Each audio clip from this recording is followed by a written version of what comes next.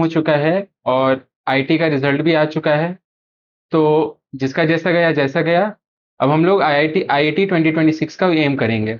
और उसके लिए आज प्रेपराइजर ने आप लोगों के लिए एक मोल कॉन्सेप्ट का लेक्चर लाया है, जिसको मैं आप लोगों को पढ़ाऊंगा।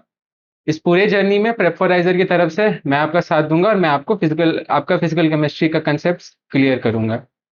हम लोग कंसेप्ट देखेंगे, इंपॉर्टेंट कंसेप्ट जो आईआईटी में आते हैं, और फिर उससे करेस्पॉन्डिंग पीवाईक्यूज को सॉल्व करेंगे। जो जो इंपॉर्टेंट चीज़ है वो आपको बताया जाएगा और प्रेपराइजर की तरफ से आपको पूरा सपोर्ट दिया जाएगा, ताकि आप भी आइजर या फिर नाइजर में पढ़ सको। तो शुरू करते हैं। तो आज हम लोग some basic on concept of chemistry पे ध्यान देंगे, जिसमें आपका मोल कंसेप्ट आता है, स्टोइशियोमेट्री आता है और उससे रिलेटेड बहुत सारे कंसेप्ट आते हैं। तो प्रेपराइजर ने आप लोगों के लिए एक किताब लॉन्च किया है। इस किताब में सारे क्वेश्चन बैंक है, मतलब जो प्रीवियस पीवाईक्यू सारे जो आए हैं वो सब है। और कुछ मॉक टेस्ट को भी इसमें डाला गया है। तो अगर आप इसमें इंटरेस्टेड हो, आप इसको आगे देख सकते हैं। बाकी आज हम लोग अब मेन अपना टॉपिक की तरफ बढ़ते हैं।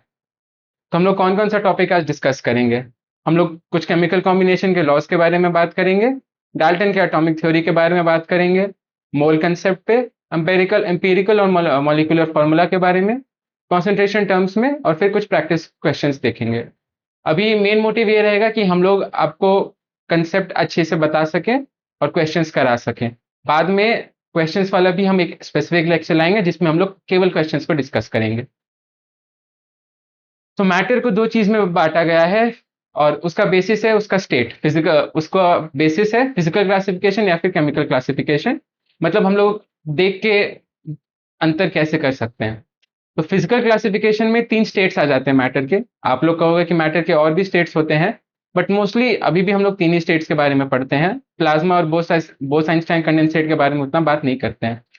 तो फिजिकल क्लासिफिकेशन में मैटर के तीन टाइप्स है, दैट इज सॉलिड, लिक्विड और गैसेस। आपको ये तीनों में अंतर पता ही होगा। सॉलिड्स सबसे कम वॉल्यूम ऑक्यूपाई करते हैं, लिक्विड्स का उनसे ज्यादा वॉल्यूम होता है, और गैसेस का सबसे ज्यादा वॉल्यूम होता है। गैसेस के जो इंटरमॉलिक्यूलर फोर्स होते हैं वो सबसे वीक होते हैं, लिक्विड्स का उनसे ज्यादा स्ट्रांग होता है और सॉलिड्स का सबसे ज्यादा स्ट्रांग होता है। लिक्विड्स और गैसेस का फिक्स्ड वॉल्यूम नहीं होता है, उनका वही वॉल्यूम होता है जिस कंटेनर में उन्हें रखा जाता है। वही सॉलिड्स का यूजुअली फिक्स्ड वॉल्यूम होता है। अब इंटरेस्टिंग यहाँ पे केमिकल क्लासिफिकेशन आता है, और केमिकल क्लासिफिकेशन में मैटर के दो टाइप्स हैं, प्योर सब्सटेंसेस और मिक्सचर्स। मिक्सचर्स को इम्प्योर सब्सटेंसेस भी बोलते हैं। अब प्योर सब्सटेंसेस में हमारा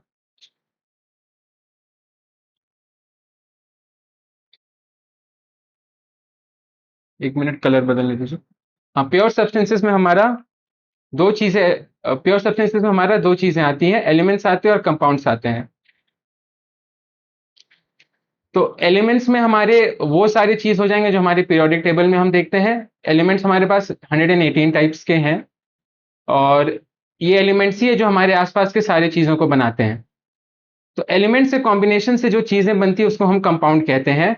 जैसे अगर हाइड्रोजन को ले लें और ऑक्सीजन को ले लें, तो ये दोनों इंडिविजुअली एलिमेंट्स हैं, पर इनके कॉम्बिनेशन, पानी जिसके बिना हम लोग सर्वाइव नहीं कर सकते, इनको कंपाउंड्स कहते हैं। समझ गए? वही मिक्सचर्स की बात करें तो मिक्सचर्स दो टाइप के होते हैं। अ, इनको मिक्सचर्स दो टाइप के होते हैं, जिनको हम लोग होमोजीनियस मिक्सचर्स और हेट्रोजीनियस मिक्सचर्स कहते हैं। प्योर सब्सटेंसेस में एक खास बात है मिक्सचर्स के कंपैरिजन में, कि मिक्सचर्स के जो कंपोनेंट्स होते हैं वे यूनिफॉर्मली मिक्स नहीं होते हैं, मतलब उनका जो प्रॉपर्टीज होता है वो शो अप होता है। जैसे आप लिटरली जो मिक्सचर जो हम लोग खाना में खाते हैं वो भी एक इम्प्योर मिक्सचर का एग्जाम्पल है, और उसका हर जो कंपोनेंट होता है, जैसे बादाम होता है, झाल होता है, जो भी होता है, उसका हमें अलग अलग टेस्ट मिलता है। पर सेम चीज प्योर सब्सटेंसेस में नहीं होता है। जैसे हाइड्रोजन गैस है, ऑक्सीजन भी गैस है, पर उसके मिक्सचर से जो कंपाउंड बनता है दैट इज वाटर, वो एक लिक्विड है रूम टेम्परेचर पे। ऑल्सो मिक्सचर्स के कंपोनेंट्स को हम लोग फिजिकल तरीके से सेपरेट कर सकते हैं। जैसे आप अपना लिटल मिक्सचर को देखेंगे तो आप उसको हाथ से सेपरेट कर सकते हो। बालू और पानी के मिक्सचर को आप पानी को इवेपोरेट करके सेपरेट कर सकते हो, बट कंपाउंड्स को फिजिकली सेपरेट कर पाना मुश्किल नहीं होता है। जैसे इस पानी को वापस हाइड्रोजन और ऑक्सीजन में कन्वर्ट करने के लिए आपको इलेक्ट्रोलिसिस करना पड़ेगा। और भी बहुत सारे मेथड है, बट कंपाउंड्स को इजीली करेस्पॉन्डिंग एलिमेंट्स में तोड़ना मुश्किल होता है, जबकि मिक्सचर्स को हम लोग यूजुअली फिजिकल टेक्निक से इजीली सेपरेट कर सकते हैं। अब मिक्सचर्स आपके दो टाइप के हो गए, होमोजीनियस और हेट्रोजीनियस। अब दोनों में अंतर क्या आता है? होमोजीनियस में क्या होता है कि जो उसके सब्स्टिट्यूएंट है, जो मिक्सचर के जो सब्स्टिट्यूएंट है, वे हमें नेकेड आई से सेपरेटली दिखते नहीं है, वही हेट्रोजीनियस में दिखते हैं। मतलब होमोजीनियस में आपको सारे सब्स्टिट्यूएंट्स कुछ हद तक नेकेड आई से दिखेंगे, जबकि हेट्रोजीनियस में आपको ऐसा नहीं होगा। अब सिग्निफिकेंट फिगर्स के बारे में बात कर देते हैं।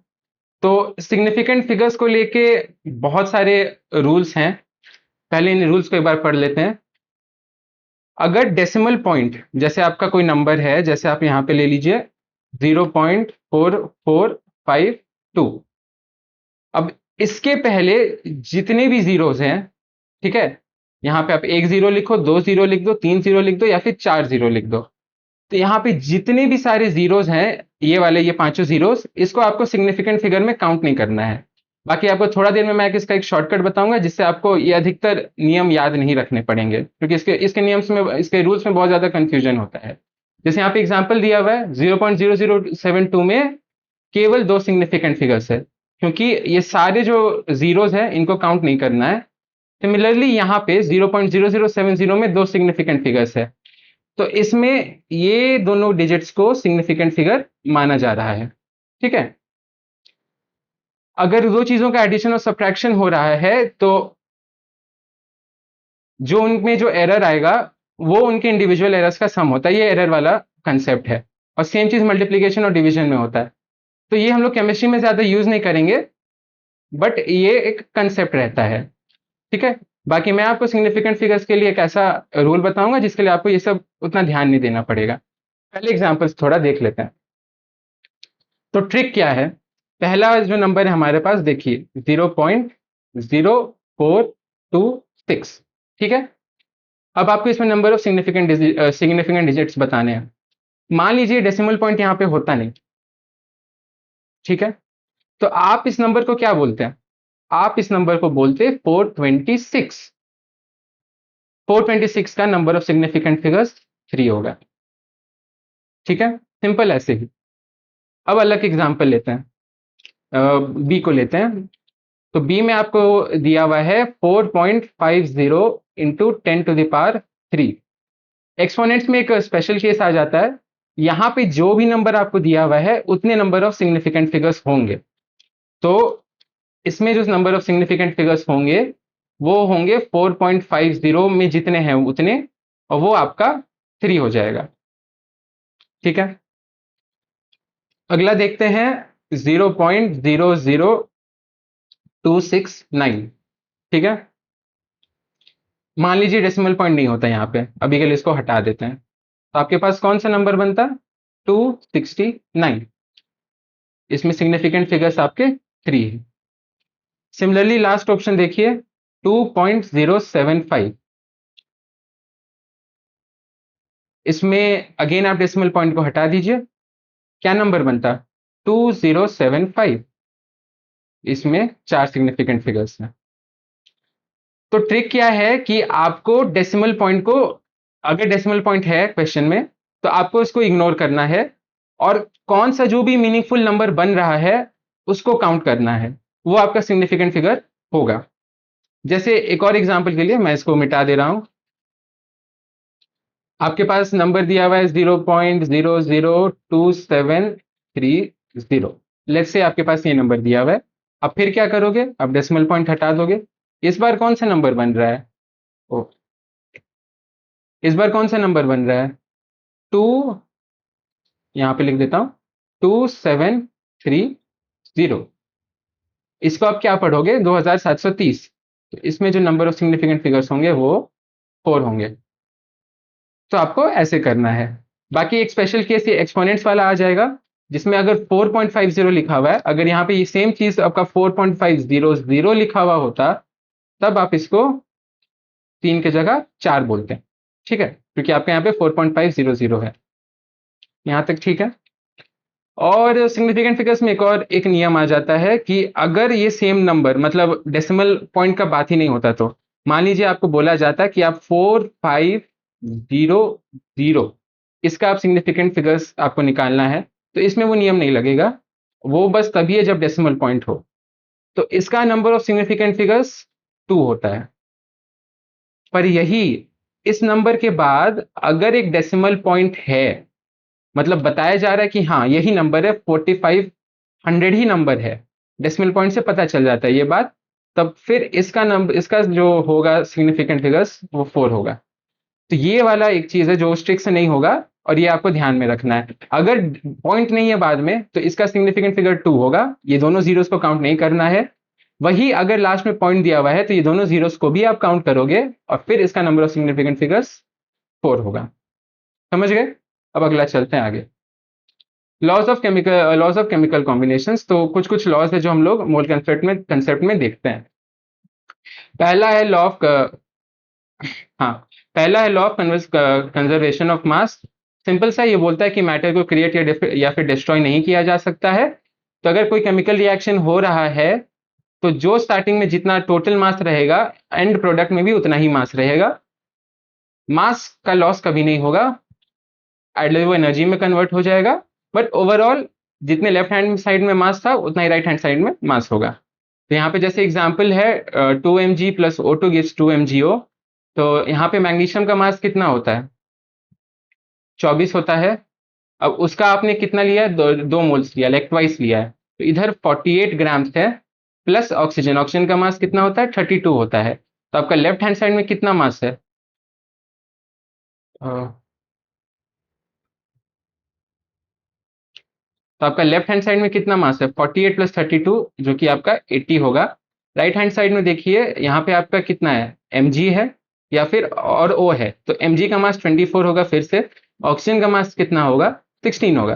तो 24 प्लस 16 कितना होता है? 24 प्लस 16 आपका होता है 40, और 40 का ट्वाइस, क्योंकि यहाँ पे 2 लिखा हुआ है, तो ये हो जाएगा आपका 80।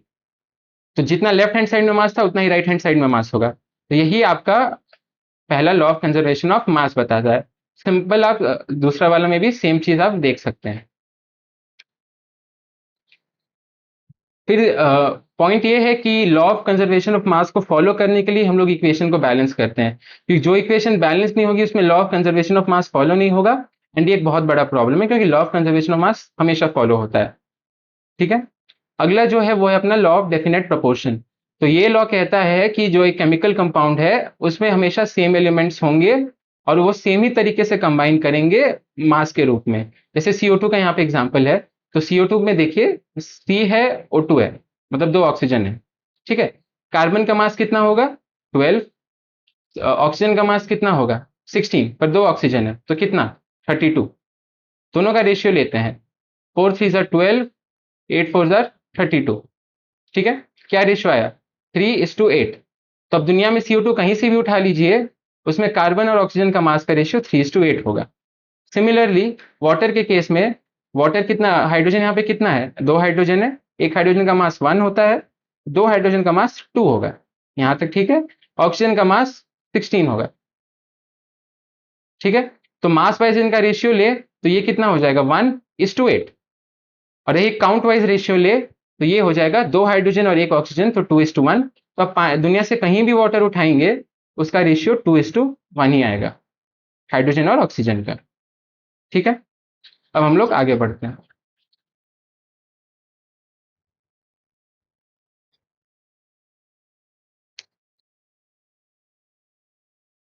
अब आता है लॉ ऑफ मल्टीपल प्रोपोर्शन, और ये थोड़ा कंफ्यूज करता है बच्चों को, तो इस पर थोड़ा खास ध्यान देंगे।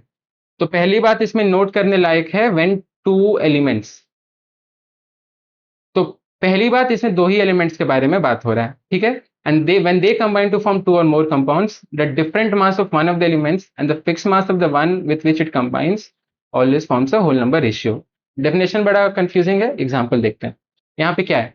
हाइड्रोजन जब वाटर बना हाइड्रोजन जब ऑक्सीजन के साथ रिएक्ट करता है तो फिर पानी बनाता है। ठीक है। H2 plus O2 gives H2O। याद है आपसे मैंने पहले एक बात कहा था कि इक्वेशन को बैलेंस करना इसलिए जरूरी है ताकि तुम्हारा लॉ ऑफ इंडस्ट्री, मतलब मैटर का मास कंजर्वेशन वाला लॉ फॉलो हो सके। इसको एक बार यहाँ पे भी देख लेते हैं। ये इक्वेशन बैलेंस नहीं है क्योंकि यहाँ पे 2 ऑक्सीजन है और यहाँ पे 1 ऑक्सीजन है। तो इसको बैलेंस क्या, इससे कैसे देखिए लॉ ऑफ मतलब मास कंजर्वेशन कैसे फॉलो नहीं हो रहा है। यहाँ पे हाइड्रोजन का मास 2 होगा और यहाँ पे ऑक्सीजन का मास 16 टू 32 होगा। और वहीं आप इधर देखेंगे तो वाटर का मास 18 होता है, पर लेफ्ट हैंड साइड और राइट हैंड साइड तो बराबर होने चाहिए थे। तो यहां से आप देखोगे तो करीबन 16 मास मेरा गायब हो चुका है, जो कि ट्रू नहीं होता है। मास हमेशा कंजर्व होना चाहिए एक रिएक्शन में। तो उसके लिए हमें इस रिएक्शन को बैलेंस करना पड़ेगा। ठीक है, तो बैलेंस करने के लिए क्या करेंगे, यहाँ पे 2 डाल दिया, यहाँ पे 2 डाल दिया। अब हमारे पास 4 हाइड्रोजन इधर है, 4 हाइड्रोजन इधर है, 2 ऑक्सीजन इधर है, 2 ऑक्सीजन इधर है। और अब देखिए यहाँ पे कितना मास हो जाएगा, 2 हाइड्रोजन का ट्वाइस 4, ऑक्सीजन में यहाँ पे 16 टू 32, यहाँ पे हाइड्रोजन का मास 2, ऑक्सीजन का मास 16, तो 16 टू सॉरी, हाँ 16 प्लस 2 आपका 18 होगा और 18 टू 36 होगा। अब इधर देखिए, इधर भी आपका 36 है, इधर भी आपका 36 है। तो अब आपका मास कंजर्वेशन वाला लॉ फॉलो हो रहा है। ठीक है, तो ये आपको मैंने पहले वाली बात अभी क्लियर कर दी। अब हम लोग ये लॉ ऑफ मल्टीपल प्रोपोर्शन एक बार देख लेते हैं। तो इसमें पहली बात 2 ही चीजें होनी चाहिए। तो जैसे हमारे एग्जांपल में यहाँ पे हाइड्रोजन और ऑक्सीजन है, तो हाइड्रोजन और ऑक्सीजन कंबाइन होके वाटर भी बनाता है जिसका फॉर्मूला H2O है, और हाइड्रोजन पेरोक्साइड भी बनाता है जिसका फॉर्मूला H2O2 है। ठीक है, तो जब यहाँ पे ये रिएक्शन हो रही है, हाँ यहाँ पे जो रिएक्शन हो रही है, वहां पे हाइड्रोजन आपका 2 ग्राम है, ऑक्सीजन आपका 16 ग्राम है, तो वाटर 18 ग्राम बन रहा है। ठीक है, और हाइड्रोजन जब पेरोक्साइड बना रहा है तो अगेन हाइड्रोजन का 2 ग्राम है, ऑक्सीजन का 32 ग्राम है, और हाइड्रोजन पेरोक्साइड 34 ग्राम बन रहा है। ठीक है, इसके लिए पहले से इनका बैलेंस्ड इक्वेशन लिख लेते हैं, तब आप समझोगे। तो H2 plus O2 gives H2O हो गया। अभी मैंने इसको बैलेंस किया था, तो यहाँ पे 2H2 आ जाएगा और यहाँ पे 2H2O आ जाएगा। ठीक है, सिमिलरली पेरोक्साइड के लिए लिखते हैं, इसको बैलेंस करने का जरूरत नहीं पड़ेगा। H2 plus O2 gives H2O2, 2 gram 16 to 32 gram, और ये आपका हो जाएगा 34 ग्राम। ठीक है, सिमिलरली ये अपना देखिए यहाँ पे कितना हो जाएगा, 4 ग्राम्स, ये हो जाएगा 32 ग्राम्स, और ये फिर आपका टोटल 36 ग्राम्स हो जाएगा। ठीक है, तो ये सेम वैल्यू को बस 2 से डिवाइड करके यहाँ पे लिखा गया है। तो आप ये समझ गए कि अब ये मासेस कहाँ से आ रही हैं। ठीक है, तो अब दोनों में हाइड्रोजन और ऑक्सीजन दोनों में हाइड्रोजन और ऑक्सीजन दोनों लिखे हुए हैं। ठीक है, अब हमें एक का मास फिक्स करना होगा, तो हम हाइड्रोजन का मास फिक्स कर दे रहे हैं। तो हाइड्रोजन सिर्फ मास फिक्स कर दे रहे हैं, तो 2 ग्राम यहाँ पे 16 ग्राम से रिएक्ट कर रहा है, तो 1 ग्राम आपका 8 ग्राम से रिएक्ट कर रहा है, ऐसा कह सकते हैं।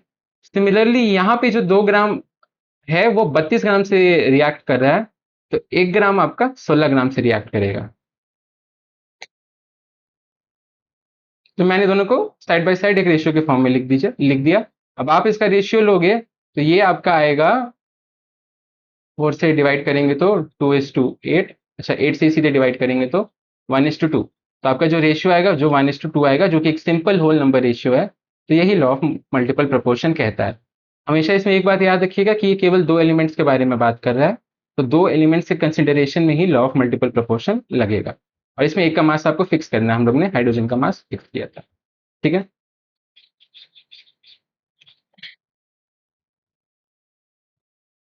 ठीक है।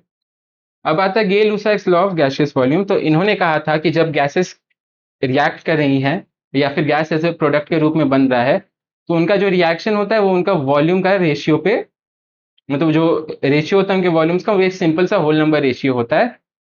पर क्योंकि गैसेस के प्रॉपर्टीज टेम्परेचर और प्रेशर पे बहुत ज्यादा बदलते हैं, तो वो चीज सेम होनी चाहिए दोनों गैसेस के लिए। जैसे एक और एग्जांपल यहाँ पे ले लेते हैं, H2 plus Cl2 gives 2HCl।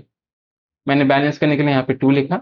H2 भी गैस है, क्लोरीन का भी गैस ले लेते हैं, तो ये जब कंबाइन होंगी तो इनका जो रेशियो होगा, जो क्या है 1:1 है, और 1:1 एक सिंपल सा रेशियो है।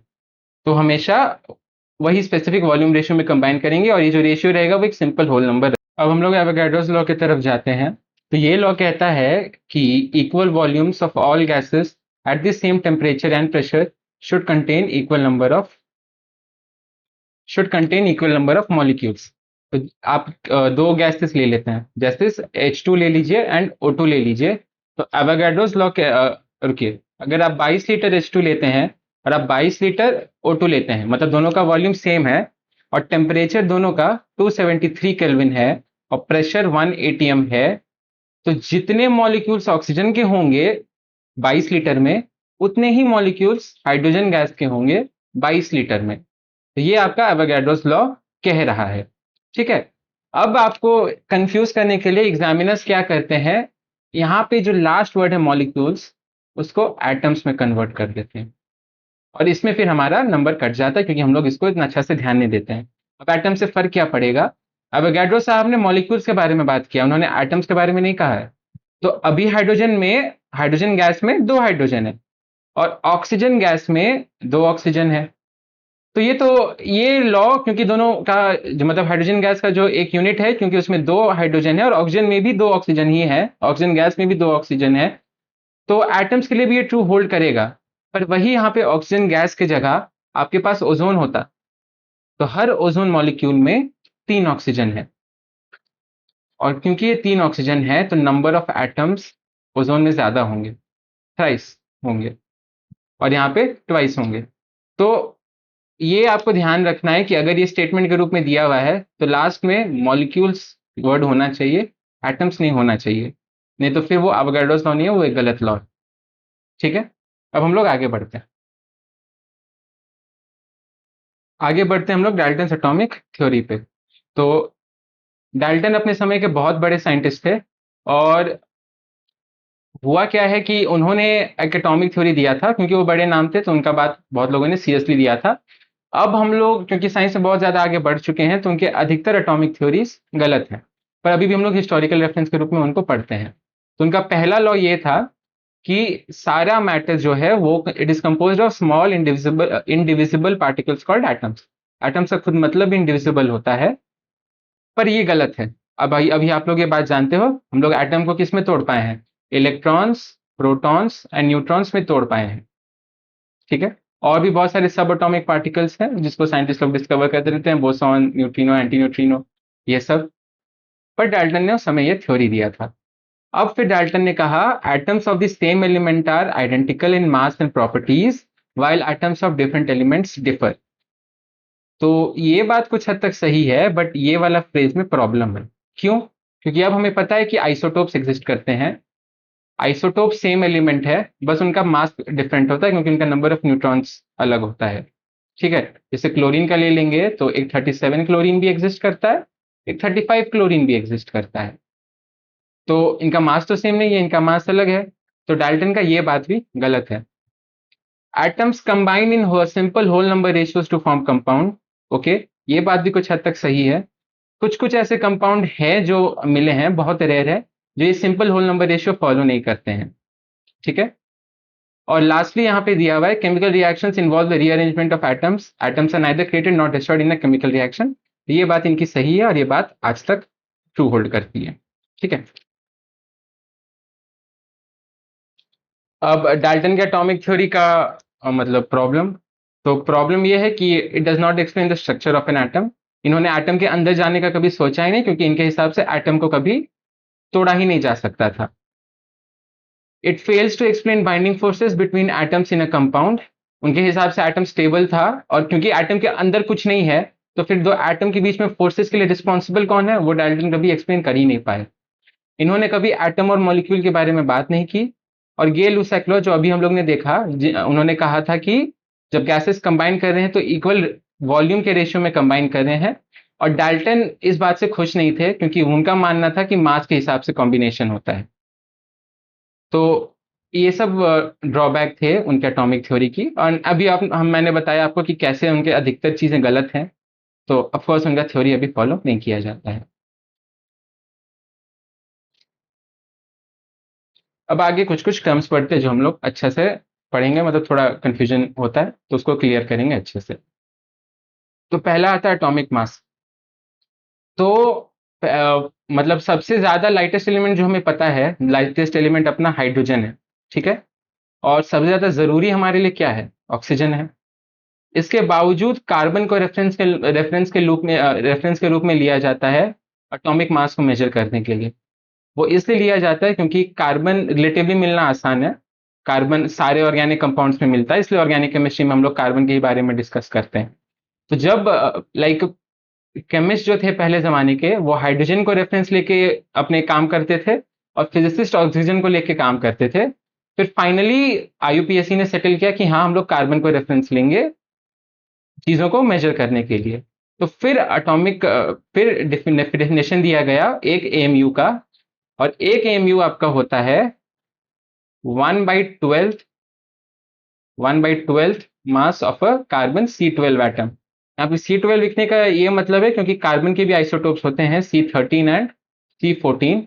तो C12 का ही बात करें, इसलिए यहाँ पे 1/12 the mass of C12 atom रखा गया है। और फिर इसी के हिसाब से हम लोग ने मासेस को डिफाइन किया गया। ठीक है।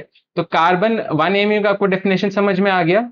It is 1/12 the mass of a carbon atom. अब कार्बन का मास 12 एमयू है, और हाइड्रोजन का मास 1 एमयू है, ऑक्सीजन का मास 16 एमयू है।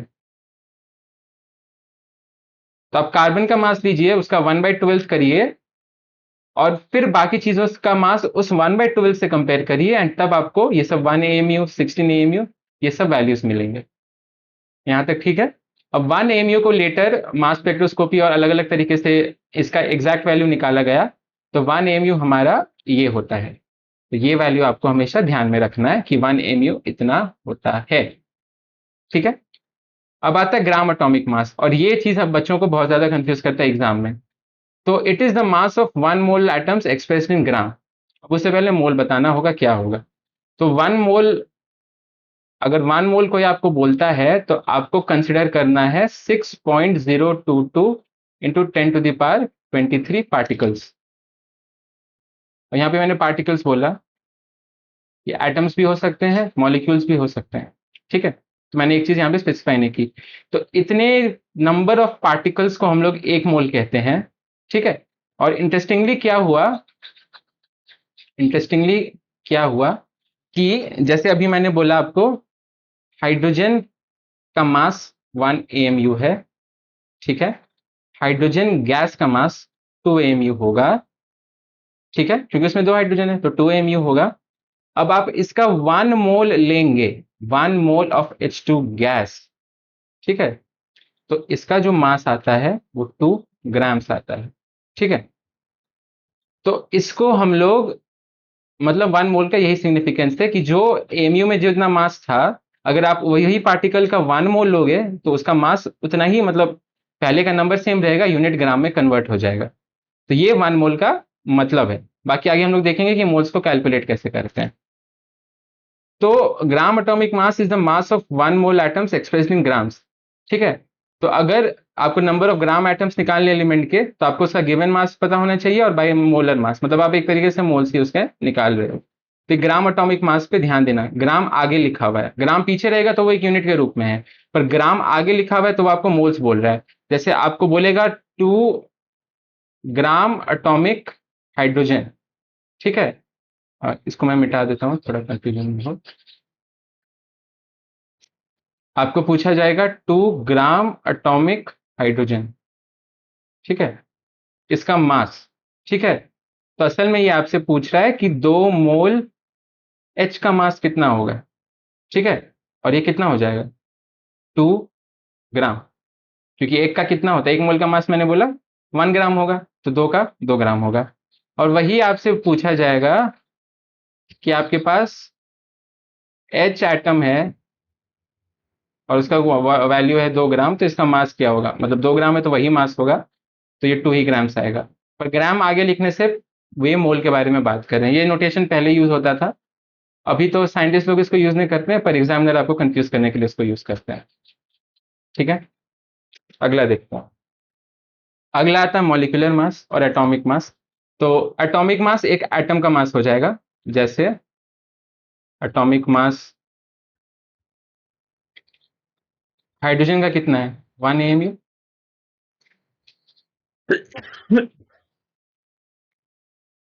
मॉलिक्यूलर मास आपका एक मॉलिक्यूल के लिए होगा। तो क्योंकि H एक मॉलिक्यूल नहीं है, वो एक एटम है, तो मॉलिक्यूलर मास के लिए मॉलिक्यूल का होना जरूरी है। तो H2 गैस एक मॉलिक्यूल है और इसका मास हो जाएगा 2 AMU। समझ गए?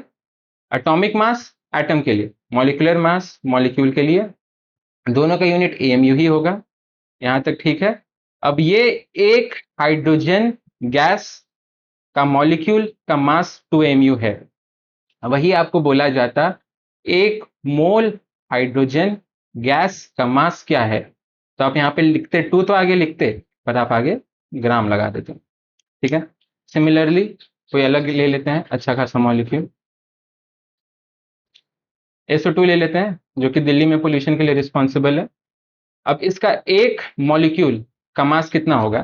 तो सल्फर का मास होता है 6 इंटू 32 होता है, और ऑक्सीजन का 16 होता है। यहाँ पे 2 ऑक्सीजन है तो यहाँ पे 32 फिर से हो जाएगा।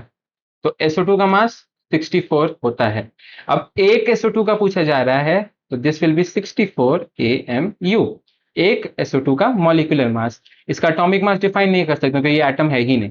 वही सल्फर होता तो उसका एटॉमिक मास आप 32 बोल सकते थे। ठीक है? ओके। तो 64 AMU इसका एक पार्टिकल का मास हुआ। यही अगर आपका एक मोल होगा, एक मोल मतलब कितने पार्टिकल, 6.022 इंटू 10⁻23। ठीक है? तो इसका अगर यही मतलब आपसे पूछा जाता कि एक मोल पार्टिकल्स SO2 का मास कितना है, वो 64 तो होता, पर आगे ग्राम्स होता है। ठीक है? तो आपको ये यूनिट का डिफरेंस याद रखना है। समझ गए?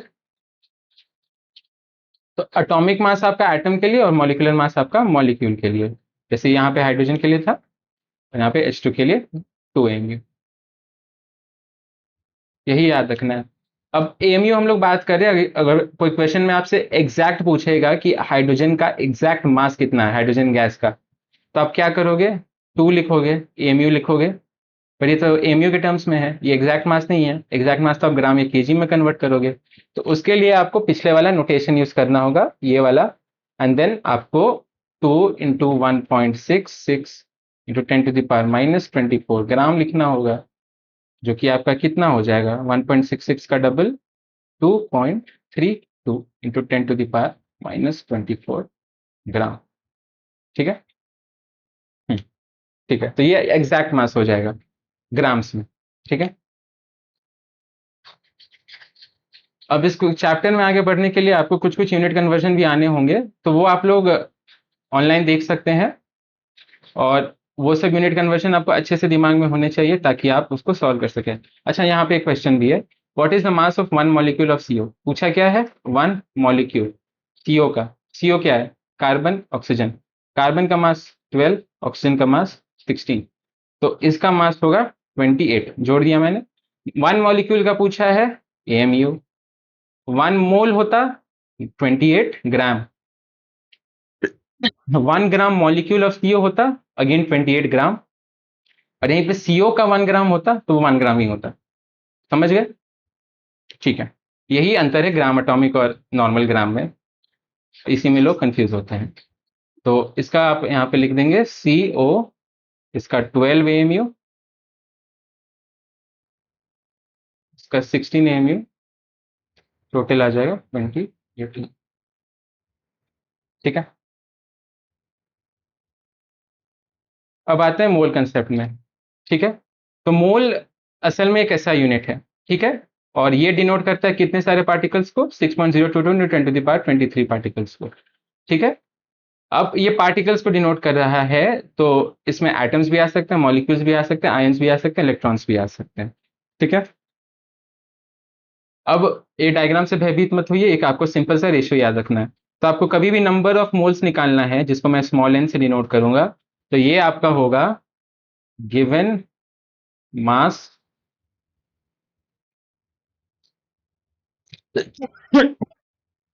By molar mass. Molar mass क्या होता है? एक मोल का मास, उसी को मोलर मास बोलते हैं। जैसे ऑक्सीजन गैस है, उसका एक मोल का मास 32 ग्राम होगा। ठीक है। हम्म। तो ये होता है आपका given mass by molar mass is equal to given particles, given number of particles by Avogadro's number. ये अवोगाड्रोस नंबर वही है 6.022 into 10 to the power 23, which is equal to given volume by 22.4 litres. अभी जो given volume वाला चीज है वो आप तभी लगा सकते हैं जब गैसेस है। अभी 22.4 कैसे आता है वो मैं आपको बताता हूँ।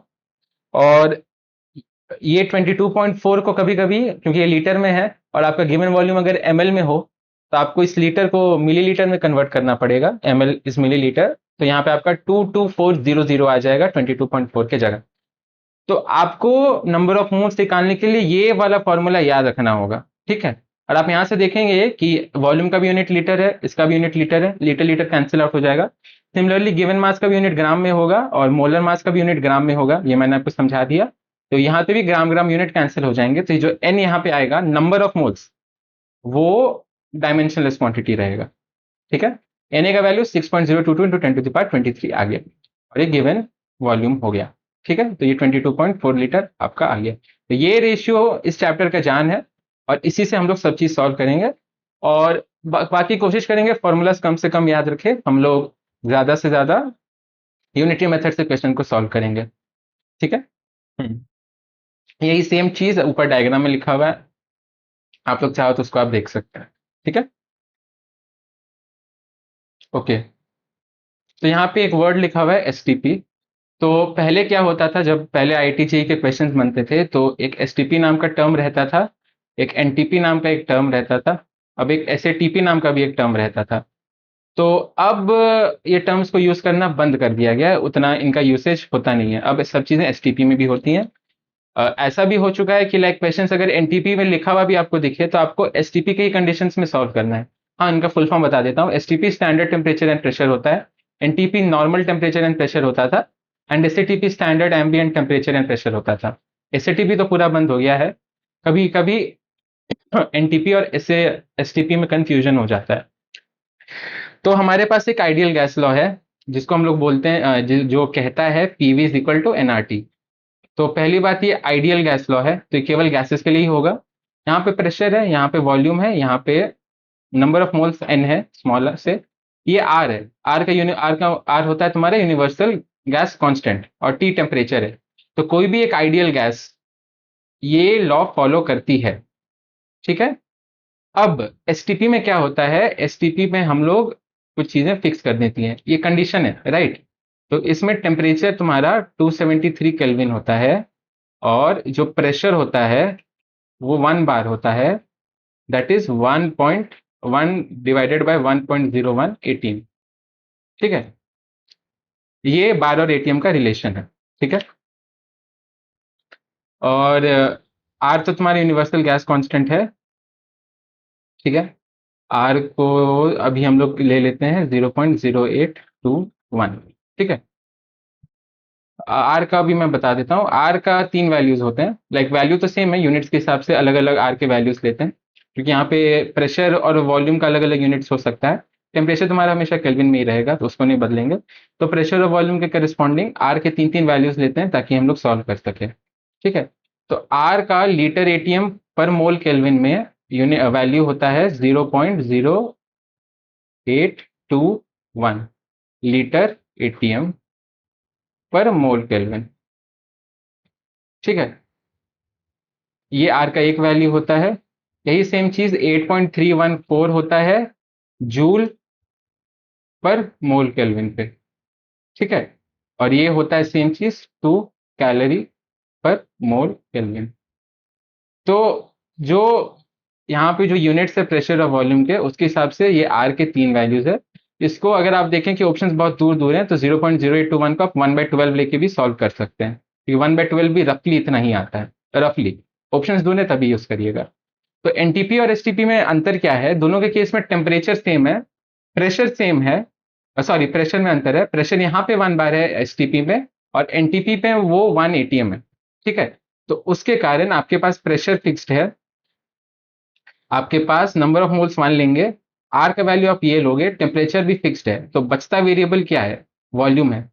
तो आप अगर इस चीजों को यहाँ पे सब्सटीट्यूट करोगे और वॉल्यूम निकालोगे, ठीक है, तो एसटीपी में 22.4 लीटर आता है और वही यहाँ पे हम लोग ने 22.4 लीटर लिखा था। ये केवल गैसेस के लिए याद रखिएगा। और वही एनटीपी में क्या होता है? जो प्रेशर होता है, टेम्परेचर सेम है, नंबर ऑफ मोल्स भी सेम है और आर का वैल्यू भी सेम है, पर जो प्रेशर होता है वो यहाँ पे 1 एटीएम होता है, ठीक है। तो यहाँ पे जो वैल्यू आता है वो 22.7 आता है, ठीक है। तो एनटीपी और एसटीपी में ये अंतर होता था, पर अभी सब 22.4 ही लेते हैं, तो आप हमेशा 22.4 ही लोगे, 22.7 आपको कभी काम नहीं आएगा। ये मैंने बस एक हिस्टोरिकली बता दिया कि चीजें ऐसी होती थी, ठीक है। अब हम लोग क्वेश्चन देखते हैं। आर के 3 वैल्यूज ये वाला आपको याद रखने हैं, ठीक है, 0.0821, 8.314 और 2, अलग अलग यूनिट्स में। और आइडियल गैस इक्वेशन का क्या चीज है कि ये कहीं भी कभी भी काम आ जाता है, कहीं भी अगर गैसेस इन्वॉल्व हो तो इसको लोग ऐसे ही मतलब अज्यूम करते हैं कि आपको आना चाहिए, तो ये चीज आपको अच्छे से आनी चाहिए। चलिए अब ये क्वेश्चन देखते हैं। When 22.4 liters of H2 is mixed with 11.2 liters of Cl2 each at STP, ठीक है, मतलब 22.4 ही लेना और आप 22.4 ही लोगे हमेशा। The moles of HCl gas formed is equal to, पहले इसका इक्वेशन लिखते हैं और हमेशा बैलेंस्ड इक्वेशन लिखेंगे। क्यों बैलेंस्ड इक्वेशन लिखना जरूरी है? ताकि मास कंजर्वेशन वाला लॉ फॉलो हो, ठीक है। H2 plus Cl2 gives 2HCl, ठीक है। आपके पास कितना दिया हुआ है? 22.4 लीटर्स ऑफ H2, तो इसके मोल्स कितने हैं? 22.4 बाई 22.4, तो इसके कितने मोल्स हो गए? 1 मोल्स है, ठीक है। अब Cl2 का देखिए, Cl2 का कितना है? 11.2 लीटर्स है। इसको अगर आप 22.4 से डिवाइड करेंगे तो ये कितना आ जाएगा? हाफ मोल्स आ जाएगा, ठीक है। अब आपसे पूछ रहा है कि एचसीएल गैस के कितने मोल्स बनेंगे, ठीक है। तो अब यहाँ पे थोड़ा डाइवर्ट करता हूँ मैं और आप लोगों को कुछ कंसेप्ट इसका बताता हूँ। जब हम लोग एक बैलेंस रिएक्शन लिखते हैं तो हम लोग ने कहा कि ये आपका law of conservation of mass को फॉलो करता है, तो बैलेंस करना जरूरी है। अब क्योंकि एक बैलेंस रिएक्शन है तो बहुत एक इंटरेस्टिंग चीज बताता है। ये रिएक्शन को हम ऐसे पढ़ सकते हैं कि 1 मोल हाइड्रोजन गैस 1 मोल क्लोरीन गैस के साथ रिएक्ट करेगा और 2 मोल HCl बनाएगा, ये ठीक है। तो यहाँ पे जो स्टोइशियोमेट्रिक जो रेशियोज होते हैं, जो नंबर्स होते हैं यहाँ पे, जैसे यहाँ पे कुछ नहीं है तो मैंने 1 लिख दिया और यहाँ पे 2 है, 2 आया बैलेंस करने के लिए। तो ये बताते हैं कि कितना मोल का रेशियो हो ताकि रिएक्शन हो, पूरी हो, ठीक है। तो इसको मोलर मतलब ये मोल्स के रेशियो बताते हैं। अगर यहाँ पे गैसेस हैं तो गैसेस का भी रेशियो सेम होगा, लाइक 1 लीटर H2 गैस हो और 1 लीटर क्लोरीन गैस हो तो 2 मोल्स HCl के बनेंगे। अब ये हम लोग कैसे कह पा रहे हैं? तो ये हम लोग एवोगाड्रोस लॉ से कह पा रहे हैं, क्योंकि अगर वॉल्यूम सेम है तो नंबर ऑफ पार्टिकल्स भी उसमें सेम होंगे, तो रिएक्शन ऐसे होगी, ठीक है।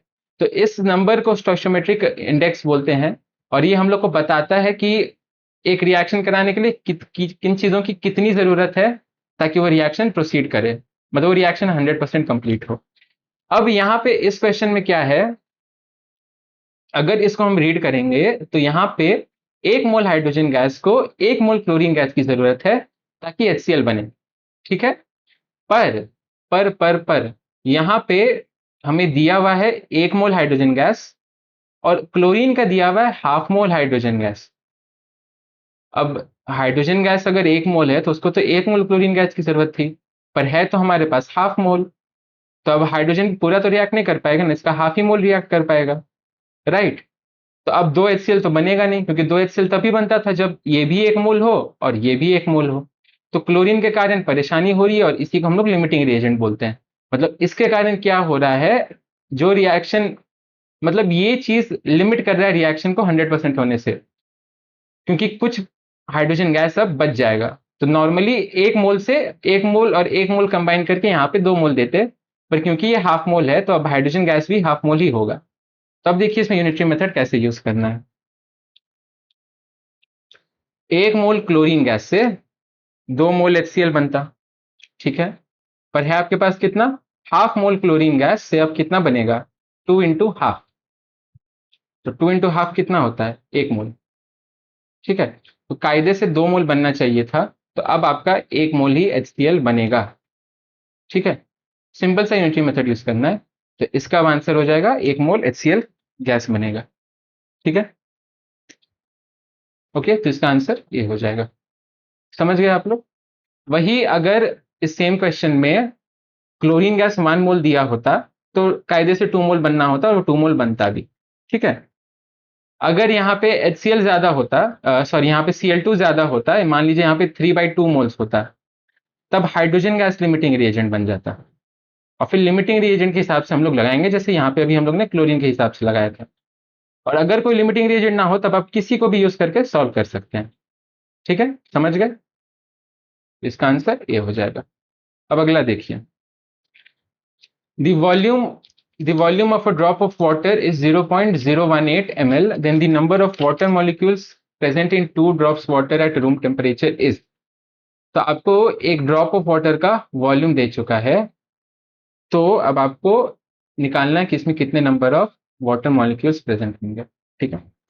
इस क्वेश्चन को जानने के लिए एक प्री रिक्विजिट जरूरी है कि आपके पास, सॉरी मैंने ज्यादा ऊपर लिख दिया, ठीक है। वॉल्यूम एक ड्रॉप का आपका कितना दिया हुआ है, 0.0018 ml, ठीक है। तो 2 ड्रॉप्स का वॉल्यूम कितना होगा, 2 ड्रॉप्स का 0.0036 ml हो जाएगा। अब जो डेंसिटी होता है वाटर का, डेंसिटी वाटर का वो होता है 1 ग्राम/ml, ठीक है। तो अगर 2 ड्रॉप्स का इतना ml वॉल्यूम है तो इसका जो मास होगा, वो इसका मास कितना हो जाएगा, 0.0036 ग्राम्स, ठीक है। अब आपसे नंबर ऑफ वाटर मॉलिक्यूल्स पूछ रहा है, ठीक है। अब आपके पास गिवन मास है, अब आप इससे पहले सबसे पहले नंबर ऑफ मोल्स निकालिए। नंबर ऑफ मोल्स कितना हो जाएगा, 0.0036। इसको मैं ऐसे लिख दूं, 36 × 10⁻⁻⁴ चलेगा, सॉरी हाँ, बाय 18, 18 क्या, ग्राम, मोलर मास लिखते हैं। तो यहाँ पे आपका आ जाएगा 18, ठीक है। तो ये ट्वाइस कटा, तो ये आ गया 2 × 10⁻⁻⁴ मोल्स, ठीक है।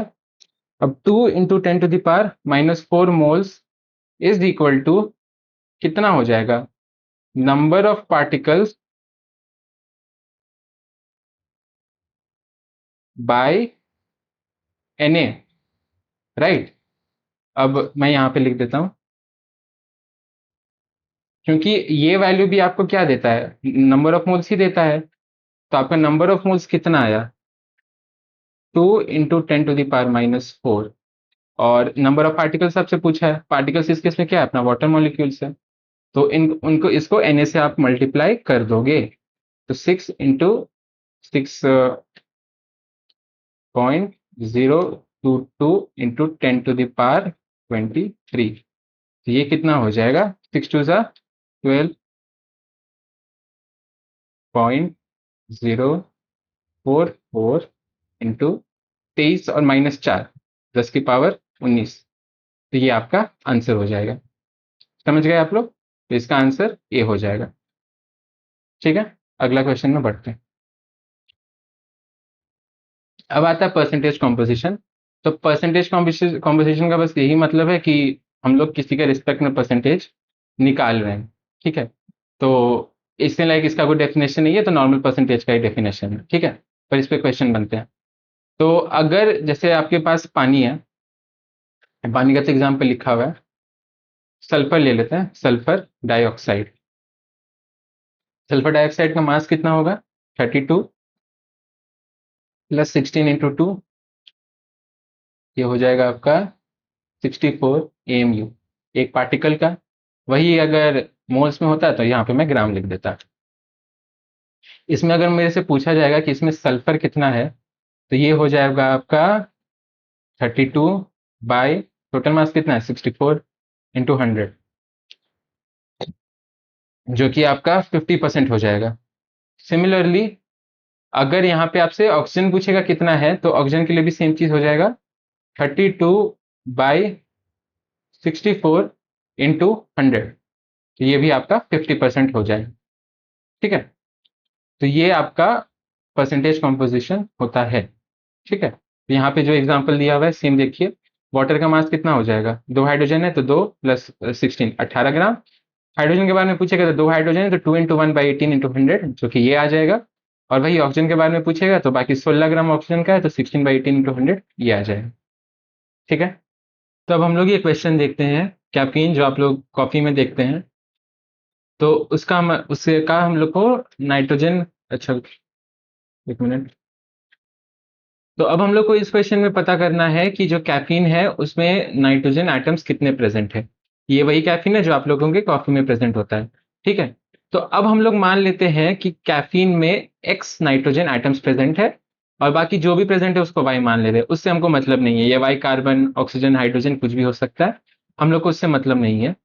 तो मान लीजिए अगर आपको इस चीज का परसेंटेज कॉम्पोजिशन निकालना होता तो आप क्या करते, आप लिखते x इंटू नाइट्रोजन का मास कितना होता है 14 बाय कैफीन का मास कितना दिया है क्वेश्चन में 194 इंटू 100, आप ऐसे परसेंटेज कॉम्पोजिशन निकालते। पर क्वेश्चन में तो दिया हुआ है कितना है 28.9, ये आपका 28.9। तो ये आपका एक सिंपल सा, एक मिनट, ये आपका एक सिंपल सा इक्वेशन बन गया। अब आपको इसमें से बस x का वैल्यू निकालना है। तो यहाँ पे आपका x का वैल्यू आ जाएगा 28.9 इंटू 194 बाई 14 इंटू 100। अब आप इसको जब सॉल्व करोगे तो इसका अप्रॉक्स वैल्यू आ जाएगा 4। तो इसका मतलब है कि कैफीन में 4 नाइट्रोजन होते हैं। ठीक है, ओके, अब अगला क्वेश्चन देखते हैं। अगला क्वेश्चन देखते हैं, एम्पिरिकल और मॉलिक्यूलर फॉर्मूला। तो यहाँ पे ग्लूकोज का एग्जाम्पल दिया हुआ है और हम लोग इसको ग्लूकोज का एग्जाम्पल से समझने का कोशिश करेंगे। तो ग्लूकोज का जो फॉर्मूला है, जो मॉलिक्यूलर फॉर्मूला है, वो आपका C6H12O6 है। और ये आपको बताता है कि अगर आप ग्लूकोज का एक मॉलिक्यूल लोगे तो उसमें 6 कार्बन होंगे, 12 हाइड्रोजन होंगे और 6 ऑक्सीजन होंगे। अब इसका इंपीरिकल फॉर्मूला निकालने के लिए क्या करेंगे, ये जो सारे कोफिशिएंट्स है 6 12 और 6, इनका सबसे ज्यादा मतलब एक काइंड ऑफ HCF से इनको डिवाइड कर देंगे, इनका हाईएस्ट कॉमन फैक्टर से डिवाइड कर देंगे। इनका हाईएस्ट कॉमन फैक्टर क्या है 6 है, तो वो आपका एम्पिरिकल फॉर्मूला हो जाएगा CH2O।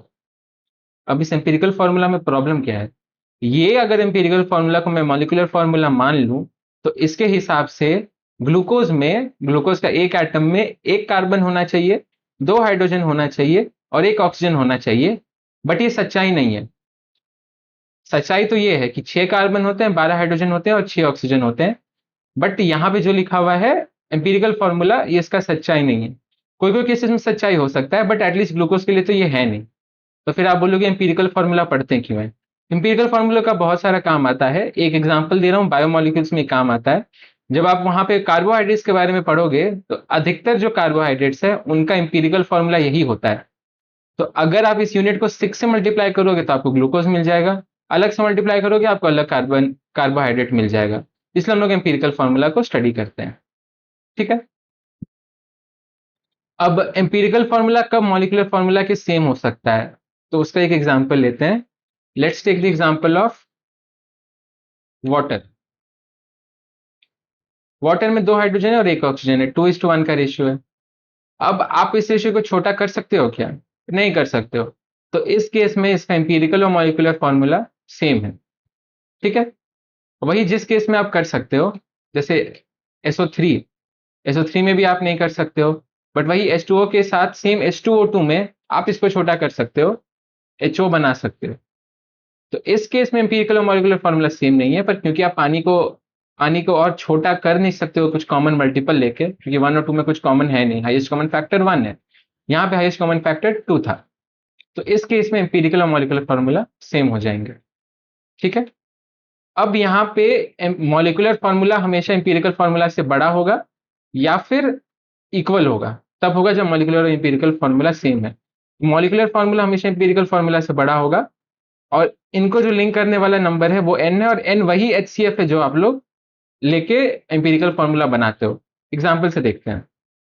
ग्लूकोज अगेन C6H12O6, इसका मास कितना आएगा? 180 mu आएगा। निकालने के लिए आप वही करोगे, 6 इंटू 12, 12 6 72 आ जाएगा। 6 इंटू 16, 16 6 96 आ जाएगा। और प्लस 12 सीधे क्यों? क्योंकि हाइड्रोजन का एक का मास एक है। 72 प्लस 96 प्लस 12 करेंगे तो आपका 180 mu एक मॉलिक्यूल ऑफ ग्लूकोज का मास आ जाएगा। ठीक है, वही इसका जो इंपीरिकल फॉर्मूला है क्या है? CH2O। उसका निकालेंगे CH2O का, तो ये हो जाएगा 12 प्लस 2 प्लस 16, ये कितना होता है? 30 होता है। ठीक है, mu 180 बाई 30 करिए, 6 आया। यही वो 6 है जो HCF था, जिससे आपने ये एम्पिरिकल फॉर्मूला बनाया था। यहाँ पे आपने 6 को ही HCF हाईएस्ट कॉमन फैक्टर बनाया था, और उसी से आपका ये वैल्यू 6 आया था। तो आपको वापस ग्लूकोज का मॉलिक्यूलर फॉर्मूला में जाना है, तो आप क्या करोगे? इस 30 को 6 से मल्टीप्लाई करोगे ताकि आपको 180 आ जाए। समझ गए? तो ये n है। अगला क्वेश्चन देखते हैं। Phosgene, a poisonous gas used during World War, contains 12.1% carbon, 16.2% O, and 71.7% Cl by mass. What is the empirical formula of phosgene? तो इस क्वेश्चन को सॉल्व करने के लिए हम लोग एक स्टैंडर्ड प्रोटोकॉल फॉलो करते हैं। तो हम लोग अभी सेम उसी को देखते हैं। पहले तीनों एलिमेंट्स को लिख दीजिए, कार्बन, ऑक्सीजन और क्लोरीन। कार्बन का मास होता है, कार्बन का परसेंटेज दिया हुआ है 12.1, ऑक्सीजन का दिया हुआ है 16.2, और क्लोरीन का होता है 16.2 दिया है, और क्लोरीन का हो जाएगा 71.7। ठीक है, अब आगे आपको क्या करना है, इसको सारे जो परसेंटेजेस दिए हुए हैं इसको रिस्पेक्टिव एटम्स के मोलर मास से डिवाइड कर देना है। तो 12.1 बाई 12 ऑक्सीजन का हो जाएगा 16.2 बाई 16, और क्लोरीन का होता है 35.5 मास, तो 71.7 बाई 35.5। अब आप ये वैल्यू सॉल्व करिए, ये अप्रोक्सीमेटली 1 आएगा, ये अप्रोक्सीमेटली अगेन 1 आएगा, और ये वैल्यू आपका आ जाएगा 2। तो इससे आप कह सकते हैं, नॉर्मली क्या होता है, यहाँ पे तो मैंने अप्रोक्सीमेशन पहले ही ले लिया। नॉर्मली आपको करना क्या होता है, ये वैल्यूज को एग्जैक्टली निकालनी पड़ती हैं, और जो वैल्यूज अगर फ्रैक्शंस में आ रही है तो उनको होल नंबर में बदलना पड़ता है, क्योंकि कंपाउंड में फ्रैक्शंस में मतलब फ्रैक्शंस में एटम्स हो नहीं सकते हैं। ठीक है, तो आपको इसको वापस होल नंबर में बदलना पड़ता है। मैंने यहाँ पे अप्रोक्सीमेशन पहले ही ले लिया। यहाँ पे जो फॉस्जीन का जो एम्पिरिकल फॉर्मूला आएगा वो आएगा COCl2। तो यही वो गैस है जिसके कारण बहुत सारे मौतें हुई हैं वर्ल्ड वॉर में। समझ गए? एक और क्वेश्चन देखते हैं इसके related. An organic compound contains 49.3% carbon, 6.84% oxygen and it's vapour density 73। तो अब हम लोग ये क्वेश्चन की तरफ बढ़ते हैं। तो यहाँ पे एक एक्स्ट्रा इंफॉर्मेशन दिया हुआ है वेपर डेंसिटी वाला, और यहाँ पे वेपर डेंसिटी का अलग थ्योरी है। जैसे कि अगर आप मोल्स निकालते हैं तो आप उसको उसके मोलर मास से कंपेयर करते हैं, वही सिमिलर वेपर डेंसिटी निकालने के लिए आप हाइड्रोजन से उसका कंपैरिजन करते हैं। ठीक है, तो अब हमारे पास यहाँ पे एक रिलेशन आता है, और यही रिलेशन आपको हमेशा यूज करना है। तो वेपर डेंसिटी जो होता है वो होता है मॉलिक्यूलर वेट बाई 2। तो इस इंफॉर्मेशन से आप मॉलिक्यूलर वेट निकाल सकते हैं। ठीक है, अब इसको करने के बहुत सारे तरीके हैं। जो हम लोग ने पिछले वाली स्लाइड में किया था कि हमने इंपीरिकल फॉर्मूला इसका निकालेंगे, और फिर हम लोग इसको कन्वर्ट करेंगे इसके मॉलिक्यूलर फॉर्मूला में, इंपीरिकल फॉर्मूला से, क्योंकि हम लोग को मास दिया हुआ रहेगा। तो इंपीरिकल फॉर्मूला का जितना मास आएगा उसी को उस नंबर से मल्टीप्लाई करेंगे, ताकि हम लोग को इसका मास, यहाँ से इसका मॉलिक्यूलर वेट कितना आ जाएगा, 73 इंटू 2, जो कि आपका 146 हो जाएगा। तो आप उस तरीके से इसको कर सकते हैं। पर इसका क्विकर तरीका क्या होगा, मैं यहाँ पे देख रहा हूँ कि जो ऑप्शंस है उसमें उसमें उसमें उसमें उसमें 3 ऑप्शंस एटलीस्ट ऐसे हैं जिसमें कार्बन अलग दिया हुआ है। तो मैं एक बार क्विक कोशिश करता हूं कि क्या मैं इस इंफॉर्मेशन को, क्योंकि एक तरीके से परसेंटेज कॉम्पोजिशन ही दिया हुआ है ना मुझे, तो क्या मैं इस इंफॉर्मेशन को यूज करके इसको जल्दी सॉल्व कर सकता हूँ? तो एक बार ट्राई करते हैं। मान लीजिए इसमें एक्स कार्बन एटम्स है, तो आप इसका परसेंटेज कॉम्पोजिशन कैसे लिखेंगे? X into 12 by total mass कितना है 146 इंटू 100 इज इक्वल टू 49.3। अब यहां से आप इसको ले जाएंगे, x is equal to 49.3 into 146 by 100 into 12। अब आप जब इसको सॉल्व करेंगे तो अप्रोक्सीमेटली 5.9 मतलब 5.99 आएगा, 5.99 आएगा, जो कि अप्रोक्सीमेटली 6 है। ठीक है, तो उस हिसाब से इसका जो मॉलिक्यूलर फॉर्मूला है वो थर्ड वाला होगा। ये आपको देखिए, इसको नॉर्मली सॉल्व करने का तरीका वही है जो हम लोग ने पिछले स्लाइड में किया था, पर क्योंकि हमें यहाँ पे सीधे मॉलिक्यूलर पता है और क्योंकि मैं देख रहा हूँ कि एटलीस्ट चारों ऑप्शंस में से एटलीस्ट 3 ऑप्शंस तो ऐसे जिसमें कार्बन का अमाउंट अलग है, तो हमने काइंड ऑफ ए गैम्बल खेला और उसके हिसाब से हमें इसका आंसर आ गया कि हमें वो पूरा एम्पिरिकल वाला प्रोसेस नहीं सॉल्व करना होगा, क्योंकि वो लंबा प्रोसीजर है। तो इसलिए इसका आंसर सी है। तो हम लोग जो कॉन्सेंट्रेशन टर्म्स के बारे में बात करेंगे वो कि जो कि मास परसेंट है, मोल फ्रैक्शन है, मोलैरिटी है, मोलैलिटी है और नॉर्मेलिटी है। मोलैरिटी और मोलैलिटी अभी आप लोग देख लोगे, मोल फ्रैक्शन भी अभी। बाकी इन तीनों को हम लोग ओवरऑल, एक मिनट, इन तीनों को हम लोग ओवरऑल अच्छे से सॉल्यूशन चैप्टर में देखेंगे। ठीक है, सॉल्यूशन चैप्टर में देखेंगे। और नॉर्मेलिटी को हम लोग इक्विलिब्रियम पढ़ते समय अच्छे से देखेंगे। और मास परसेंटेज ऐसे ही काम आते रहता है, तो हम लोग उसको बीच बीच में स्टडी करते रहेंगे। ठीक है, तो पहला चीज है मास परसेंटेज। अब मास परसेंटेज से पहले हम लोग परसेंटेज को पहले देख लेते हैं कि क्या है। परसेंटेज का क्या मतलब होता है कि हम लोग 100 के रेफरेंस में कोई भी चीज का मतलब क्वांटिटी बताते हैं, उसको हम लोग परसेंट बोलते हैं। तो मास परसेंट है, तो ये मास परसेंट है, तो इसमें हम लोग मास का परसेंटेज लेंगे। तो मास परसेंटेज को यूजुअली W बाई डब्ल्यू से रिप्रेजेंट किया जाता है। W बाई डब्ल्यू परसेंट का मतलब है मास बाई मास, मतलब यहाँ पे W का मतलब वेट है, और फिजिक्स सॉरी केमिस्ट्री में वेट और मास का मतलब सेम होता है। तो मास परसेंटेज का को W बाई डब्ल्यू से भी रिप्रेजेंट किया जाता है। सिमिलरली एक V by V volume by volume percentage भी होता है, और एक वेट बाई वॉल्यूम परसेंटेज भी होता है। तो यहाँ पे तो मास परसेंट के बारे में लिखा हुआ है, पर नॉर्मली ये 3 टाइप के परसेंटेजेस से हम लोग एनकाउंटर करते हैं अपने मतलब केमिस्ट्री में खुद को। तीनों का फॉर्मूला लगभग सेम है। ऊपर में जो भी चीज है, यहाँ पे W है, यहाँ पे W है, यहाँ पे V है, तीनों में सोल्यूट का बात किया गया है। तो ऊपर में क्या दिया हुआ है W, मतलब this is the weight of solute या फिर mass of solute, this is the mass of solute and this is the volume of solute. और नीचे डिनोमिनेटर में V हो, W हो या फिर V हो, ये पूरे सोल्यूशन का है। ध्यान रखिएगा, ये पूरे सोल्यूशन का, ये सॉल्वेंट का नहीं है, ये पूरे सोल्यूशन का है। तो W बाई V आपका वेट ऑफ सोल्यूट या फिर mass of solute bye volume of solution है, ये mass of solute by mass of solution है, और ये volume of solute bye volume of solution है। तो ये आपका मास परसेंटेज हो गया। नॉर्मल सब परसेंटेज निकाल रहे हैं बस। ठीक है, अब यहाँ पे एक एग्जांपल दिया हुआ है, हम लोग उस एग्जांपल को देखते हैं। ठीक है, यहाँ पे दिया हुआ है 6 ग्राम of urea was dissolved in 500 gram of water, calculate the percentage by mass of urea in the solution. तो आपको मास परसेंट निकालना है, एंड मास परसेंटेज आपका हो जाएगा मास ऑफ सोल्यूट, फॉर्मूला ऊपर ही दिया हुआ है। तो मास ऑफ सोल्यूट अपना urea 6 by mass of solution, और ये 500 ग्राम पानी का दिया हुआ है, पानी आपका सॉल्वेंट है, तो मास ऑफ सोल्यूशन क्या हो जाएगा 500 plus 6, that is 506 into 100 percentage. तो ये आपका आ जाएगा, ये आपका आ जाएगा 1.185%। ठीक है, तो ये इसका वैल्यू आ जाएगा। बेसिक्स है, मतलब उतना कुछ कॉम्प्लिकेटेड चीज है नहीं ये। अब आगे हम लोग बढ़ते हैं। आगे आता है मोल फ्रैक्शन। अगेन इसको हम लोग अच्छे से सॉल्यूशन चैप्टर में देखेंगे। तो मोल फ्रैक्शन का यही मतलब होता है कि आपको जो चीज का मोल फ्रैक्शन निकाला गया है वो आपका न्यूमरेटर होगा, और डिनोमिनेटर में सारे कंपोनेंट्स के मोल्स का सम होगा।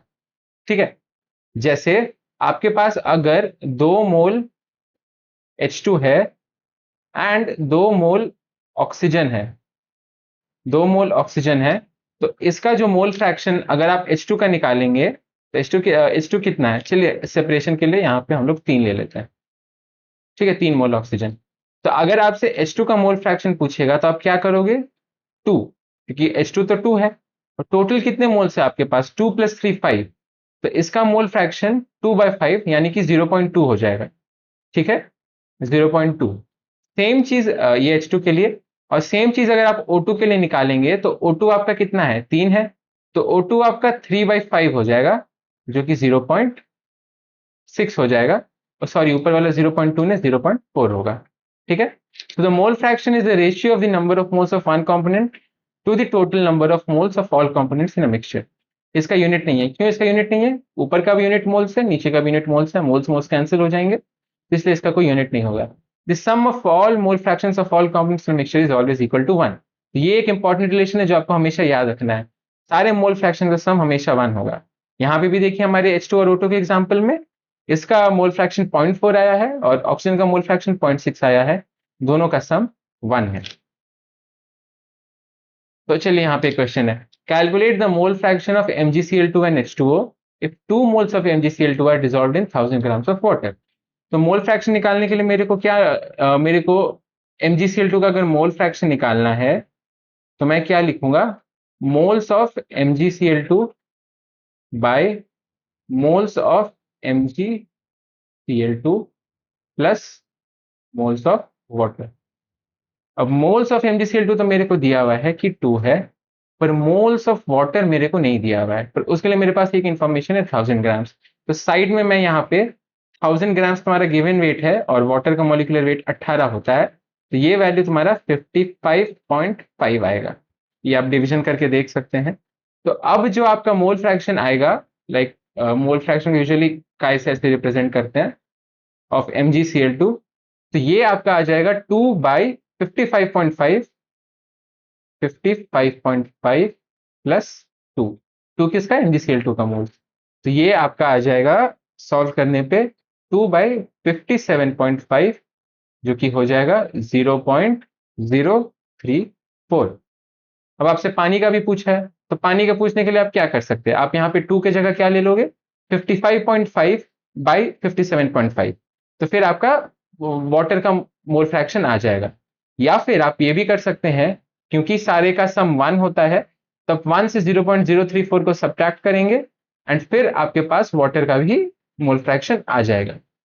ठीक है, अब अगला पे जाते हैं, मोलैरिटी। तो ये मोलैरिटी एक ऐसा टर्म है जो आपको हमेशा इनकाउंटर होगा, आप आगे केमिस्ट्री में, मतलब ये कहीं भी आ जाएगा, तो इस चीज को इंपॉर्टेंटली ध्यान रखना है, मोलैरिटी, मोलैलिटी और नॉर्मेलिटी को, क्योंकि ये एक तरीके से नॉर्मल भाषा हो जाएगा केमिस्ट्री का, आगे कभी भी कंसंट्रेशन रिप्रेजेंट करना है तो।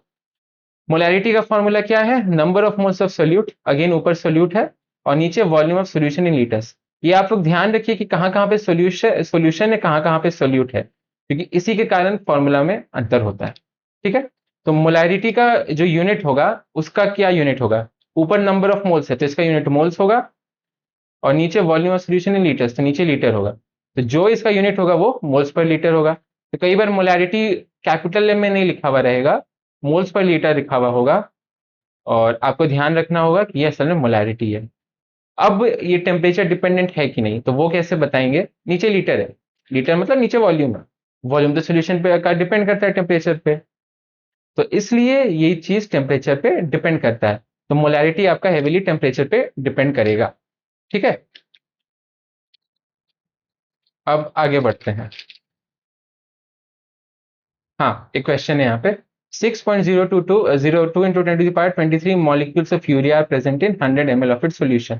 और हाँ, यहाँ पे ध्यान भी रखना है कि volume of solution should be in litres, millilitre में नहीं होना चाहिए, अगर मिलीलीटर में तो आपको उसको लीटर में कन्वर्ट करना होगा, और ऊपर नंबर ऑफ मोल्स होने चाहिए। हाँ, तो ये क्वेश्चन देखते हैं, 6.02 into 10⁻23 molecules of urea are present in 100 ml of its solution, the concentration of the solution is। Options, molarity में तो हम लोग मोलैरिटी लिखेंगे, मोलैरिटी का फॉर्मूला क्या है, number of moles number of moles bye volume of solution in litres. Number of moles कितना है हमारे पास, गिवन पार्टिकल्स है 6.02 इंटू 10⁻20 बाय अवोगाड्रोस नंबर जो कि है 6.02 into 10⁻23 divided by volume of solution but in litres. ये हो जाएगा 100/1000, इसको लीटर में कन्वर्ट करने के लिए। ठीक है, अब आप इसको सॉल्व करोगे तो 6.02 एंड 6.02 कट जाएगा, ये आपको ऊपर जाके 10⁻³ हो जाएगा, और यहाँ पे आपका 2 जीरोस कट जाएगा, तो ये कितना हो जाएगा 10⁻³ और ये नीचे वाला 10 है वो ऊपर चल जाएगा, तो ये 10 हो जाएगा, जो कि हो जाएगा आपका 10⁻² या फिर 0.01 m। ठीक है, तो फिर इस सोल्यूशन का जो कॉन्सेंट्रेशन है वो आपका फर्स्ट ऑप्शन 0.01 m होगा। ठीक है, अगला देखते हैं। अगला आपका क्वेश्चन है 4.5 ग्राम ऑफ अ कंपाउंड जिसका मॉलिक्यूलर वेट 90 है was used to make 250 ml of its aqueous solution. Aqueous का मतलब पानी होता है, तो एक्वस सॉल्यूशन का मतलब ये है कि आपका जो सॉल्वेंट है वो वाटर है, तो इस वर्ड को ध्यान रखना है। एक्वस का ये मतलब होता है कि आपका जो सॉल्वेंट है वो वाटर है। ठीक है, the molarity of the solution is m, मतलब इज m मतलब m मतलब molarity unit is x into 10⁻⁻1। अब आपसे x का वैल्यू पूछ रहा है। ठीक है, तो पहले इसका नंबर ऑफ मोल्स निकालते हैं, क्योंकि मोलैरिटी के लिए क्या चाहिए, number of moles bye volume of solution in litres. तो नंबर ऑफ मोल्स हो जाएगा आपका 4.5 given weight bye molecular weight कितना है 90। ठीक है, ये आपका नीचे गया और ये आपका 1 बाय पूरा कटा 20 टाइम्स, ये आपका हो जाएगा 0.05। ठीक है, वॉल्यूम आपको लिखना है लीटर में, तो ये हो जाएगा 250/1000, लीटर में कन्वर्ट करेगा कि आपको 250 ml दिया है, तो ये कितना हो जाएगा 1/4। 1/4 कितना होता है 0.25। अब आपको मोलैरिटी निकालना है, तो मोलैरिटी आपका हो जाएगा number of moles bye volume of solution in litres, जो कि हो जाएगा 0.05/0.25, तो ये आपका हो जाएगा 1/5, दैट इज 0.2, एंड 0.2 को आप लिख सकते हैं 2 इंटू 10⁻⁻1, तो फिर इसका आंसर आपका बी हो जाएगा जो कि 2 है। समझ गए, सिंपल सा है। अब अगला आते हैं मोलैलिटी पे। ठीक है, तो मोलैलिटी का जरूरत क्यों पड़ा, तो मान लीजिए आप एक जगह से दूसरी जगह जा रहे हैं, अब एक जगह का टेम्परेचर अलग हुआ, दूसरी जगह का टेम्परेचर अलग हुआ, और आपने जो मोलैलिटी डिफाइन किया था उसका डिनोमिनेटर में वॉल्यूम था सोल्यूशन का। अब अगर आप गर्म जगह से, अगर आप ठंडी जगह से गर्म जगह पे जा रहे हैं तो वॉल्यूम तो वहां पे बदल जाएगा, तो आप जो सोल्यूशन लाए उसका तो मोलैरिटी कायदे से बदल जाना चाहिए, अगर वो अच्छा से सील नहीं है तो उसके लिए हमें मोलैलिटी टर्म इंट्रोड्यूस करना पड़ा, और इसमें हम लोग ने क्या किया, न्यूमरेटर तो सेम रखा number of moles of solute, लेकिन डिनोमिनेटर में मास ऑफ सॉल्वेंट रखा है और इन केजी, तो यहाँ पे सॉल्वेंट है, नॉर्मली डिनोमिनेटर में अभी तक सोल्यूशन था, मोलैलिटी में क्या है, number of solvent, mass of solvent है इन किलोग्राम, तो आपको यूनिट का ध्यान रखना है और आपको सॉल्वेंट का बात है यहाँ पे वो ध्यान रखना है। अब इसका जो ये है क्या बोलते हैं, इसका जो यूनिट है वो अगेन ऊपर मोल्स है और नीचे केजी है, तो इसका यूनिट आपका मोल पर केजी हो जाएगा। और क्योंकि ना मोल्स आपका टेम्परेचर पर डिपेंड करता है ना आपका वेट टेम्परेचर पर डिपेंड करता है, तो इंटरेस्टिंगली मोलैलिटी आपका टेम्परेचर इंडिपेंडेंट है, और यही रीजन है कि इसको फर्स्ट प्लेस में इंट्रोड्यूस, मतलब फर्स्टली इसको इंट्रोड्यूस किया गया था। अब देखते हैं एक question, density of a 2.05 molar solution of acetic acid in water is इतना, the molality of the solution is। ठीक है, तो अब इसको अप्रोच करते हैं, तो हमारे पास डेंसिटी कितना दिया हुआ है 1.02 ग्राम पर ml, तो इसका क्या मतलब है कि अगर आप 1 ml लेंगे सॉल्यूशन का तो उसका वेट कितना हो जाएगा 1.02 ग्राम्स। ठीक है, अगर आप 1000 ml लेंगे सॉल्यूशन का तो इसका वेट कितना हो जाएगा 1 इसका वेट हो जाएगा 1000 से मल्टीप्लाई करेंगे 1020 ग्राम्स, तो ये तो आपका सोल्यूशन का हो गया। ठीक है, अब आपको मोलैरिटी का वॉल्यूम दिया हुआ है लाइक 2.05 मोल्स दिया हुआ है। ठीक है, अब हम लोग 1000 ml के बारे में चल रहे हैं, 1000 ml कितना होता है 1 लीटर होता है, तो आपके पास मोलैरिटी दिया हुआ है 2.05 मोलैरिटी दिया हुआ है, तो ये आपका हो जाएगा equal to number of moles of acetic acid by volume of solution in litres. आपका volume of solution in litres कितना है, 1000 ml है, मतलब 1 है। यहां तक ठीक है। अब 2.05 आपका इक्वल टू है नंबर ऑफ मोल्स क्या होता है, given weight, given weight by atomic weight, या sorry given weight by molar mass. तो आपका गिवन वेट आपको पता नहीं है कि एसिटिक एसिड कितना लिया है, आपको पता नहीं है, तो वो आपका इस केस में अननोन है। गिवन वेट बाय, अब आपको एसिटिक एसिड का मास निकालना है, तो यहाँ पे पहले साइड में निकाल लेते हैं। तो एसिटिक एसिड का फॉर्मूला होता है CH3COOH। तो 12 टू ज़ा 24 प्लस 4 प्लस ऑक्सीजन कितना है, 2 है, 32। तो 24 प्लस 4 28 प्लस 32 आपका 60 आ गया। तो इसका मोलर मास कितना है, 60 ग्राम से। ठीक है, गिवन वेट बाय 60। ठीक है, तो ये आपका यहाँ से गिवन वेट आ जाएगा, मतलब एसिटिक एसिड आपने कितना लिया है, गिवन वेट आ जाएगा 2.05 इंटू 60, जिसका वैल्यू आपका आएगा 123 ग्राम।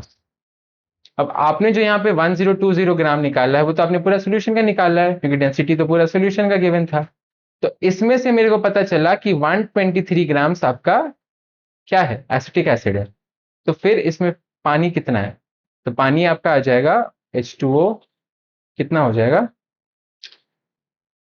H2O हो जाएगा आपका 1020 माइनस 123 ग्राम्स, एंड ये कितना हो जाएगा, ये आपका आ जाएगा 897 ग्राम्स, और सॉरी 897 ग्राम्स, जो कि आपका हो जाएगा 0.89, और थोड़ा जगह कम है, हो जाएगा 0.897 kg। ठीक है, केजी में क्यों किया, क्योंकि मोलैरिटी का डिनोमिनेटर में केजी होता है। यहाँ तक ठीक है। अब आपको क्या निकालना है, मोलैलिटी निकालना है।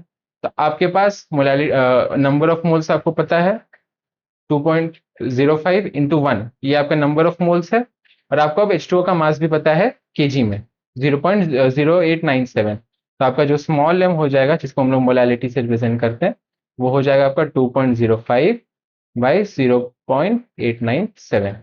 और ये आप सॉल्व करेंगे तो आपका आंसर फर्स्ट ऑप्शन आ जाएगा, जो कि 2.28 है। यहां तक ठीक है, इजी सा, सिंपल सा। अगला देखते हैं नॉर्मेलिटी। तो normality is the number of gram equivalents of solution, again gram आगे है, ठीक है। Gram equivalents of solute present in 1 litre of solution, it is a measure of concentration similarly to molarity but based on equivalents rather than moles. तो इस normality का जरूरत क्यों पड़ा, ये हम लोग आगे इक्विलिब्रियम में समझेंगे।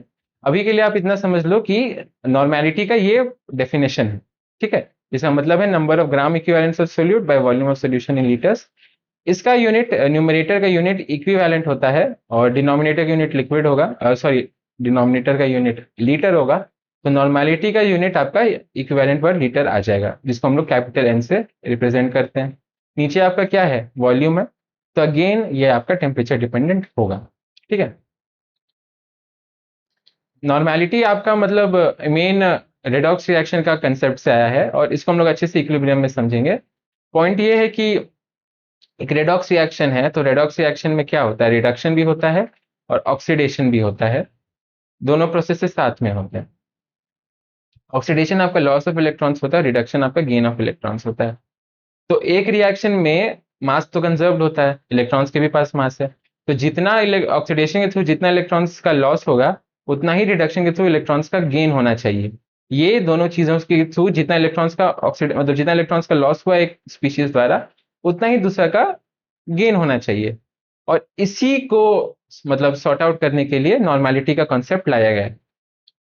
बाकी इसको हम लोग आगे से अच्छे से देखेंगे, इसका जरूरत क्या है, उसको कैसे यूज करना है, ठीक है। हम्म, आगे बढ़ते हैं अभी। तो नॉर्मेलिटी के रिलेटेड फॉर्मूलाज कुछ कुछ हम लोग देख लेते हैं, ठीक है। तो नॉर्मेलिटी आपका मोलैरिटी इंटू एन फैक्टर होता है, ओके। ये कैसे आएगा, ये बता देता हूं मैं अभी।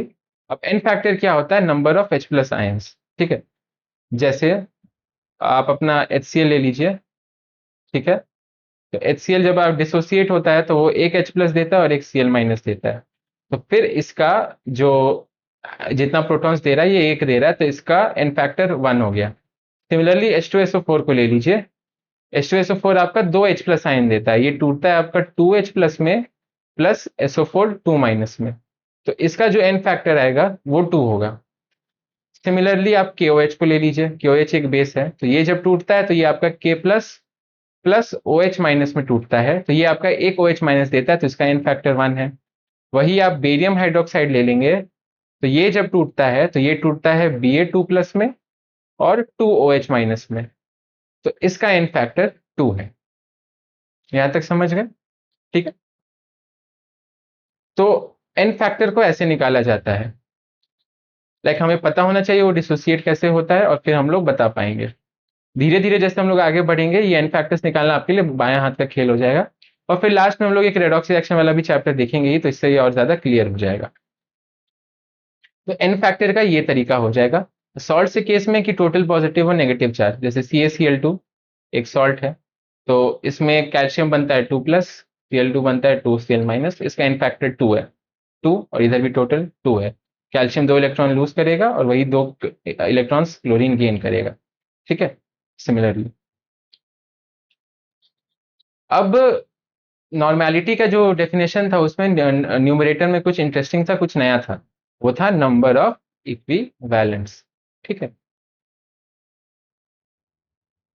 नंबर ऑफ इक्विवेलेंट्स था। ठीक है, अब आपको याद रखना है कि नंबर ऑफ इक्विवेलेंट्स क्या होते हैं। ठीक है, तो आपको याद है, इसको मोल फ्रैक्शन के साथ रिलेट करके याद रखिए। नंबर ऑफ मोल्स कितने थे? नंबर ऑफ मोल्स आपके थे given weight bye bye molar मास। ठीक है, या मोलर वेट जो बोलना है, मास और वेट सेम है। यहां पे भी सेम चीज है, नंबर ऑफ इक्विवेलेंट्स आपका given mass by equivalent mass हो जाएगा, मोलर की जगह इक्विवेलेंट मास हो जाएगा। ठीक है, ओके। अब इक्विवेलेंट मास निकालने का क्या तरीका है? तो इक्विवेलेंट मास निकालने के लिए आपको क्या करना होगा, जो मोलर मास है, उसको एन फैक्टर से डिवाइड कर देना होगा। जैसे H2SO4 ले लेते हैं फॉर एग्जांपल, तो इसका मोलर मास कितना है? 98 है। 98 है, आप कैलकुलेट करके देख लें, 98 ग्राम है। और वही आपसे कोई इसका इक्विवेलेंट मास पूछेगा या इक्विवेलेंट वेट पूछेगा, वेट और मास सेम है केमिस्ट्री में, तो वो हो जाएगा आपका 98/2 विच इज 49 ग्राम। ठीक है, तो ये आपका इसका हो जाएगा। ये हम लोग आगे देखेंगे कि ये एन फैक्टर लेते क्यों है, इसका जरूरत क्या है। ठीक है, बाकी मेन कंसेप्ट इसका यही है कि जो ऑक्सीडेशन और रिडक्शन के थ्रू जितना इलेक्ट्रॉन्स का ट्रांसफर होता है वो इक्वेट करने के लिए। तो अगर कोई चीज आपका 2 प्रोटॉन दे रहा है, जैसे आपका H2SO4 है मान लीजिए, और आपका NaOH एक बेस है, इसका रिएक्शन हुआ है, तो इससे आपको क्या बनेगा, Na2SO4 बनेगा और H2O बनेगा। ठीक है, तो ये आपका एक OH माइनस दे रहा है, पर ये आपका 2 हाइड्रोजन दे रहा है। ठीक है, तो इसका अगर आप हाफ क्वांटिटी भी लोगे, क्योंकि इसका एक एटम आपको 2H प्लस दे रहा है, तो आप इसका हाफ क्वांटिटी भी लोगे तो आप उतना OH माइनस प्रोड्यूस करा सकते हो जितना इसका एक मोल प्रोड्यूस करेगा, क्योंकि इसका हर एक स्पीशीज एक OH माइनस दे रहा है, पर इसका हर एक स्पीशीज 2H प्लस आयंस दे रहा है। तो आप H2SO4 का हाफ भी लेंगे तब भी आप उतना, लाइक हाफ मोल्स भी लेंगे तब भी आप उतना H प्लस प्रोड्यूस कर सकते हैं जो कि NaOH का एक मोल को न्यूट्रलाइज कर पाए। तो ये क्योंकि ज्यादा देने में सक्षम है, लाइक इसका हाफ अमाउंट भी, हाफ मोल्स भी एक मोल NaOH को न्यूट्रलाइज कर सकता है, इसलिए हम लोग एन फैक्टर इसका 2 लेते हैं और फिर हम लोग इसको आगे सॉल्व करते हैं। बाकी अगेन ये हम लोग आगे में अच्छे से देखेंगे। ठीक है, अभी के लिए आप लोग इतना समझ लीजिए। तो देखिए, what will be the normality of a solution obtained by mixing 0.45 N and 0.60 NaOH in the ratio 2:1। तो यहाँ पे NaOH है, अगर कभी कभी कभी हम लोग एसिड और बेस को भी मिक्स करते हैं, कभी कभी एसिड एसिड को भी मिक्स करते हैं, कभी कभी बेस बेस को भी मिक्स करते हैं। इस केस में हम लोग बेस बेस को मिक्स कर रहे हैं, दोनों NaOH एक बेस है। अब इसको हम लोग प्रॉपरली डिटेल में आगे पढ़ेंगे, जब हम लोग आयनिक इक्विलिब्रियम कर रहे होंगे तब हम लोग इसको अच्छे से पढ़ेंगे। अभी के लिए हम लोग इसको सॉल्व करते हैं, ठीक है। तो मिक्सिंग का फॉर्मूला होता है N1V1 plus N2V2 is equal to N3V3। इसका क्या मतलब है? असल में हम कर क्या रहे हैं, हमने पहले क्या देखा था कि जो फॉर्मूला है वो नॉर्मेलिटी का, वो क्या है, number of gram equivalence of solute bye volume of solution in litres. अगर आप ये वॉल्यूम ऑफ सोल्यूशन को उस तरफ ले जा रहे हैं तो आप number of gram equivalence of solute निकाल रहे हैं, राइट। यहां से क्या आ जाएगा, normality into volume of solution in litres is equal to number of gram equivalent. अब वही हम कर रहे हैं, ग्राम इक्विवेलेंट का एडिशन कर रहे हैं इस क्वेश्चन में, कि जितना पहला वाला सॉल्यूशन में ग्राम इक्विवेलेंट होगा NaOH का, और जितना दूसरा वाला में होगा वही तो टोटल ग्राम इक्विवेलेंट होगा, तो हम लोग उसी को निकाल रहे हैं, ठीक है। तो N1 आपका पास कितना दिया हुआ है, 0.51, ठीक है। और वॉल्यूम कितना दिया हुआ है, ट्वाइस दिया हुआ है, तो इसको हम इंटू 2 लिख दे रहे हैं। आप इसको चाहे तो 2x भी लिख सकते हैं, चलिए 2x ही ले लेते हैं। x क्यों ले रहे हैं, क्योंकि 2:1 है, राइट, तो वो रेशियो है, तो 2x जगह 2y ले लेते हैं, नहीं तो इस x और इसमें कंफ्यूजन होगा। प्लस N2 कितना दिया हुआ है आपके पास, 0.60, और ये कितना है, 1 टाइम्स है, तो ये 1 इंटू वाई हो जाएगा, और ये आपका हो जाएगा N3 जो आपको निकालना है, N3। और टोटल वॉल्यूम कितना हो जाएगा, 2 + 1 दैट इज 3y हो जाएगा, ठीक है। तब y नहीं भी लेते तो कोई प्रॉब्लम नहीं होता, क्योंकि y y और y कैंसिल आउट हो जाएगा, तो यहां से आपका आ जाएगा 0.90 plus 0.60 by 3 is equal to N3, ठीक है। और यहां से आपका N3 का वैल्यू आ जाएगा 0.50 नॉर्मल, तो जिसका आंसर आपका बी हो जाएगा, ठीक है। तो ये डाइल्यूशन का, ये मिक्सिंग का कंसेप्ट है, जो कि हम लोग अच्छे से आने के इक्विलिब्रियम में आगे देखेंगे, ठीक है। इसका आंसर बी था। अब हम लोग कुछ कुछ खास प्रैक्टिस क्वेश्चंस पे जाके देखते हैं, ठीक है। The ammonia NH3 released on quantitative reaction of 0.6 gram NH2CONH2 with sodium hydroxide can be neutralized by। तो इसके लिए आपको, आपके पास इसका रिएक्शन का इंफॉर्मेशन होना चाहिए, और इसका जो रिएक्शन होता है वो मैं आप लोगों को बता दे रहा हूं। वो है NH2CONH2, ये मैं यूरिया का फॉर्मूला लिखा, प्लस 2NaOH जो कि देता है आपका Na2CO3 that is sodium carbonate, plus ammonia gas, twice of ammonia gas. तो ammonia NH3 released on quantitative reaction of 0.6 gram of urea with sodium hydroxide can be released by. अब यहाँ पे देखिए, ये आपका यूरिया है, तो 1 मोल यूरिया आपका 2 मोल NH3 बना रहा है, यहाँ तक ठीक है। तो सिमिलरली आपके पास कितना ग्राम यूरिया दिया हुआ है, 0.6 ग्राम, तो 0.6 ग्राम यूरिया कितना हो जाएगा, 0.6/60 मोल्स हो जाएगा। अब इसको आप सॉल्व करेंगे तो ये आ जाएगा एक 10, और ये कटा, मतलब आपका ये आ गया 0.01, ठीक है, 0.01। तो इसको मिटा देते हैं और यहाँ पे सीधे लिख देते हैं 0.01 मोल्स यूरिया कितना हो जाएगा, कितना प्रोड्यूस करेगा, 2 इंटू 0.01 मोल NH3, और ये आपका हो जाएगा 0.02 मोल्स NH3, ठीक है। अब ये NH3 आपका NaOH के साथ रिएक्ट कर रहा है, sorry with sodium hydroxide, okay. अब ये NH3 आपको बताना है कि NH3 कितना HCl से न्यूट्रलाइज हो रहा है, तो आपका बना कितना है, 0.02 मोल्स NH3 बना है, ठीक है। अब आपको NH3 और HCl का रिएक्शन लिखना है, तो ये सिंपल सा एडिशन रिएक्शन है, NH3 प्लस HCl आपका NH4Cl बनता है, ये आपने बचपन में भी पढ़ा होगा। लाइक नीचे गैसेस रहती है और ऊपर जाके ये सॉलिड बन जाता है, तो ये एग्जाम्पल रहता है कि 2 गैसेस मिलके एक सॉलिड बना रहे हैं, उसका एक टिपिकल एग्जाम्पल है। तो अब इसका रेशियो देखिए, 1 मोल NH3 आपका 1 मोल HCl से रिएक्ट कर रहा है और 1 मोल NH4Cl बना रहा है, तो फिर जो 0.02 मोल्स आपका NH3 है, 0.02 मोल्स 0.02 मोल्स NH3 आपका कितना से रिएक्ट करेगा, 0.01 0.02 मोल्स HCl से रिएक्ट करेगा। अब आपको देखना है कि ये सारे में से कौन से में 0.02 आ रहा है।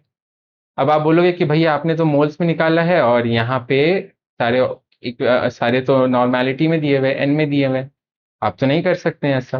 बट पहले आपको मैंने एक चीज बताया था कि जो नॉर्मेलिटी होता है वो मोलैरिटी इंटू एन फैक्टर होता है, राइट। एन फैक्टर HCl का कितना होता है, 1 होता है। तो यहाँ पे जो ये 0.01 मोल्स आया है, ये 0.01 इक्विवेलेंट भी आया है। क्यों? क्योंकि जब आप HCl को तोड़ेंगे तो ये एक ही H प्लस देता है, तो इसलिए इसका एन फैक्टर 1 है। तो हम लोग देखते हैं कि इसमें से कौन सा ऐसा ऑप्शन है जो मेरे को 0.02 मोल्स HCl देगा। ठीक है, 0.02, ये 2 है, थोड़ा 1 जैसा लग रहा है, 0.02। ठीक है, और ये भी 0.02 है। तो हैंड राइटिंग प्रॉब्लम है, धीरे धीरे इंप्रूव हो जाएगा। तो पहला ऑप्शन देखते हैं ए। तो आपको वो नंबर ऑफ जो भी मोल्स निकाल रहे हैं वो कितना हो जाएगा, ऊपर वाले केस में 200 ml है, तो 200 को मैं 1/5 लिख सकता हूँ क्योंकि मुझे को 1000 पे लेना पड़ेगा। ठीक है, तो ये आपका फर्स्ट ऑप्शन का आप चेक करेंगे तो ये हो जाएगा 0.4 इंटू 200/1000। ठीक है, ये कटा, अच्छा 1000, और ये कटा और ये कटा, और ये बाई 10 आ गया। तो ये आपका आ गया, और यहाँ पे एक जीरो बचा हुआ है, राइट। तो ये आपका आ गया 0.08। नहीं, आपको 0.02 चाहिए था, तो फर्स्ट ऑप्शन तो नहीं है। ठीक है, अब हम लोग अगला ऑप्शन देखते हैं, दैट इज बी। बी में दिया है 200 ml ऑफ 0.2 नॉर्मल, तो 200/1000 इंटू 2/10। ये कटा, ये कटा, ये कटा, ये कटा, 2 2 जा 4, और 4/100 होता है 0.04 मोल्स। अगेन आपको 0.02 चाहिए था, प्रॉब्लम है। ठीक है, अब थर्ड ऑप्शन देखते हैं, 100/1000 इंटू 2/10। ये कटा, ये कटा, ये कटा, ये कटा, अब ये आपका आ जाएगा 0.02। तो ये हमारा सी सही आंसर हो जाएगा। फॉर्मेलिटी के लिए डी को भी चेक कर ही लेते हैं, तो डी में आपका ये हो जाएगा 100/1000 इंटू 1/10, कटा कटा 0.01। हमें 0.02 की जरूरत थी जो हमें ऑप्शन सी ने दिया, तो इसलिए इसका हो जाएगा 0 पॉइंट, और इसका आंसर सी हो जाएगा। ठीक है, अब अगला देखते हैं। An organic compound contains 78% by weight carbon and remaining percentage of hydrogen. The right option for the empirical formula of this compound is, ठीक है, तो ये सिंपल सा वही एम्पिरिकल फॉर्मूला वाला है, तो आपको एक प्रोटोकॉल फॉलो करना है। कार्बन कितना है, 78%। हाइड्रोजन कितना हो जाएगा फिर, 100 माइनस 78, दैट इज 22%। अब आप क्या करोगे, इसको इसका मोलर मास से डिवाइड करोगे तो 78/12, ये आपका आ जाएगा लगभग 6.5। अब यहाँ पे आ जाएगा 22, हाइड्रोजन का मास 1 होता है, तो ये आ जाएगा 22। अब मैंने आपको बोला था उस केस में रफली होल नंबर्स में आए थे, तो उस केस में हमें उतना प्रॉब्लम नहीं हुआ था। यहाँ पे जो सबसे छोटा वैल्यू है, अब 22 और 6.5 में छोटा कौन है, 6.5 छोटा है। तो अब आपको ये सबसे छोटे वाले को बाकी सबसे डिवाइड करना है, तो आप करिए जाके साइड में 22 डिवाइडेड बाई 6.5। ठीक है, अब ये आपका रफली 3.38 आएगा। इसको जब आप पूरा जाके डिवाइड करके सॉल्व करेंगे, तो अगर आप इसको भी 6.5 से डिवाइड करेंगे, ये 6 है बाय द वे, और ये है आपका अगेन 6.5 से डिवाइड करेंगे, तो ये आपका तो 1 आ जाएगा, और ये आपका आ जाएगा रफली 3 आ जाएगा। तो इससे आपको क्या पता चलता है कि जो एम्पिरिकल फॉर्मूला है वो कितना हो जाएगा, CH3, जो कि आपका डी ऑप्शन है। अब आप बोलोगे तो CH3 तो एग्जिस्ट करता नहीं है, कार्बन का 4 बॉन्ड होना चाहिए, तो ये एम्पिरिकल फॉर्मूला है। रियलिटी में ये C2H6 भी हो सकता है, आपको पता है C2H6 एग्जिस्ट करता है। ठीक है, ये एम्पिरिकल फॉर्मूला है, ये मॉलिक्यूलर फॉर्मूला नहीं है। और ऐसे भी CH3 एक रेडिकल के रूप में एग्जिस्ट कर सकता है, तो that's not a very big thing. तो ये आपका कितना आया था, इज इक्वल टू 1 था, और ये आपका 3 था, और इसलिए ये आपका CH3 था। ठीक है, अब अगला क्वेश्चन देखते हैं। 120 gram of an organic compound that contains only carbon and hydrogen gives 330 grams of CO2 and 270 grams of water on complete combustion. The percentage of carbon and hydrogen respectively are. ठीक है, तो अब आपको इसको solve करना है इस basis पे। ठीक है, तो अब देखिए इसको हम लोग ऐसे सॉल्व करते हैं। तो for an organic compound that contains, ठीक है, तो अगर आप CO2 को देखोगे, CO2 क्या है, एक गैस है। तो इसमें दो कंपोनेंट्स है, C है और ऑक्सीजन है। अब यहाँ पे ऑक्सीजन का, कार्बन का मास कितना है, कार्बन का मास आपका 12 है और ऑक्सीजन का मास कितना है, 16 है। 16 टू 32 और प्लस 16 टू 32 और 12 44, इसका 44 मास आता है। ठीक है, अब आप CO2 को लेंगे, CO2 का मास अभी हम लोग ने निकाला 44 है। तो हम लोग इसको ऐसे लिखते हैं कि 44 ग्राम CO2 हैज कितना, 12 ग्राम कार्बन। ये सही है, इसमें कोई प्रॉब्लम नहीं है। तो 330 ग्राम CO2 में कितना कार्बन होगा, 330 ग्राम CO2 में हो जाएगा हैज 12 बाई 44 इंटू 330, और आप इसका वैल्यू निकालिए, ये आ जाएगा आपका 90 ग्राम।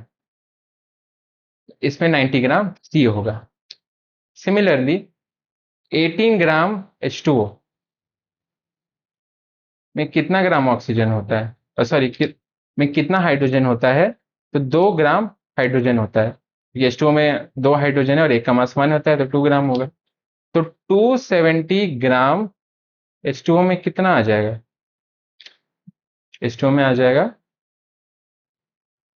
2/18 इंटू 270। अब इसको आप सॉल्व करेंगे तो ये रफली आ जाएगा 30 ग्राम्स। ठीक है, रफली आ जाएगा।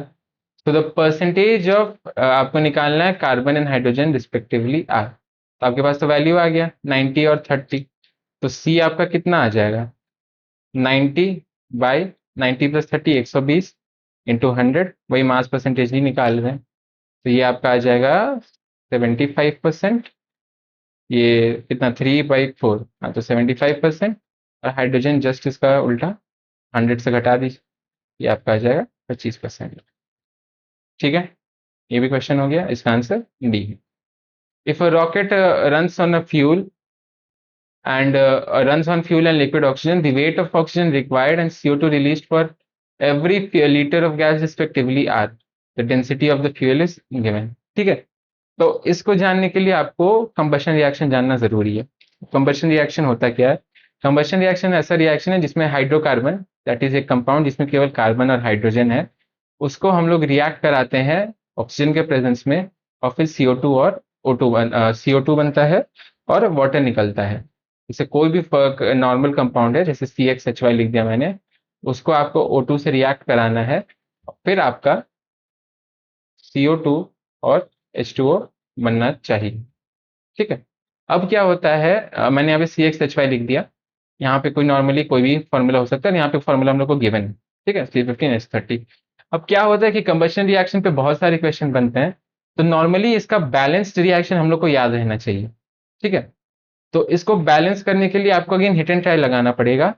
मैं आपको इसका सीधे बैलेंस रिएक्शन बता दे रहा हूँ, जो आप चाहे तो एग्जाम में निकाल भी सकते हैं, पर बेटर होगा कि आप इसको याद कर ले, ताकि आपको बार बार निकालना ना पड़े। तो कंबशन रिएक्शन का जो जनरल फॉर्मूला होता है फॉर एनी हाइड्रोकार्बन CXHY, उसका होता है CXHY, ठीक है, plus X plus Y/4 O2 gives X CO2 plus Y/2 H2O। तो ये इसका जनरलाइज बैलेंस्ड इक्वेशन होता है। अब एक बार चेक भी कर लेते हैं कि सही में बैलेंस्ड है कि नहीं। यहाँ पे X कार्बन एटम्स है, यहाँ पे भी X कार्बन एटम्स है, यहाँ पे हाइड्रोजन कितना है, Y है, और यहाँ पे हाइड्रोजन कितना है, Y/2 इंटू H2, तो ये भी Y है। ऑक्सीजन एटम्स यहाँ पे कितना है, X, यहाँ पे X है, मतलब ट्वाइस ऑफ X 2X है, प्लस Y/2O है, Y/2O है। सिमिलरली यहाँ पे कितना है, twice of X plus Y/4 into O2, मतलब Y/2 है। तो ये अपना इक्वेशन बैलेंस्ड है। अब सेम चीज हम इसके लिए लिखेंगे, इस वाले के लिए लिखेंगे, तो ये कितना हो जाएगा, C15, मतलब x का वैल्यू 15 है और h का 30, सॉरी y का 30, तो C15 H30 प्लस इसका वैल्यू हो जाएगा, x का वैल्यू कितना हो जाएगा 15 प्लस y/4, 30/4, 30/4। तो आप इसको क्या लिख सकते हैं, 30/4 को 2 से डिवाइड कर दीजिए तो 2 हो जाएगा, ये 15 हो जाएगा। अब तो और नहीं कटेगा, 15 टू 30, 45, तो आप इसको 45/2 लिख सकते हैं। तो मैं यहाँ पे सीधे इसको 45/2 लिख दे रहा हूँ, प्लस 45/2 O2 गिव्स x की जगह 15, 15 PO2 प्लस y की जगह 30, 30 मतलब 15, 15 H2O हो जाएगा। ये भी ठीक है। तो ये इसका बैलेंस रिएक्शन हो गया। अब आपके पास डेंसिटी कितना दिया हुआ है फ्लूइड का, 0.756 ग्राम पर ml। तो इसका क्या मतलब है कि 1 ml का मास 0.756 ग्राम्स होगा। इसका यही मतलब है। अगर वही आप इसका 1000 ml लेंगे तो इसका मास कितना हो जाएगा, 7560 ग्राम्स। ठीक है।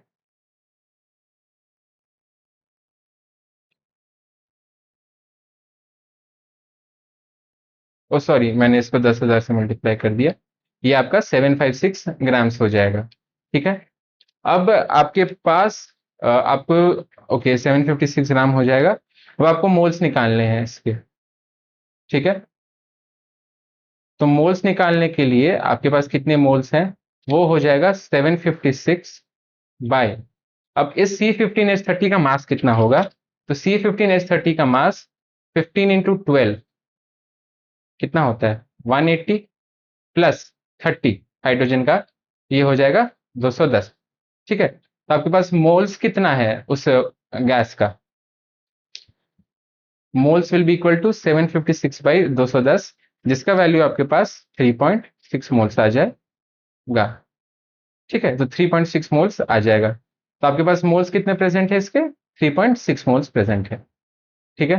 तो आपको बोल रहा है the weight of oxygen required and CO2 release निकालना है। मैं इस सबको मिटा दे रहा हूं, आपको याद रखना है कि मोल्स कितने हमारे पास हाइड्रोकार्बन के, 3.6 मोल्स है। मैं इसको मिटा दे रहा हूं। तो इसके हमारे पास 3.6 मोल्स। ठीक है।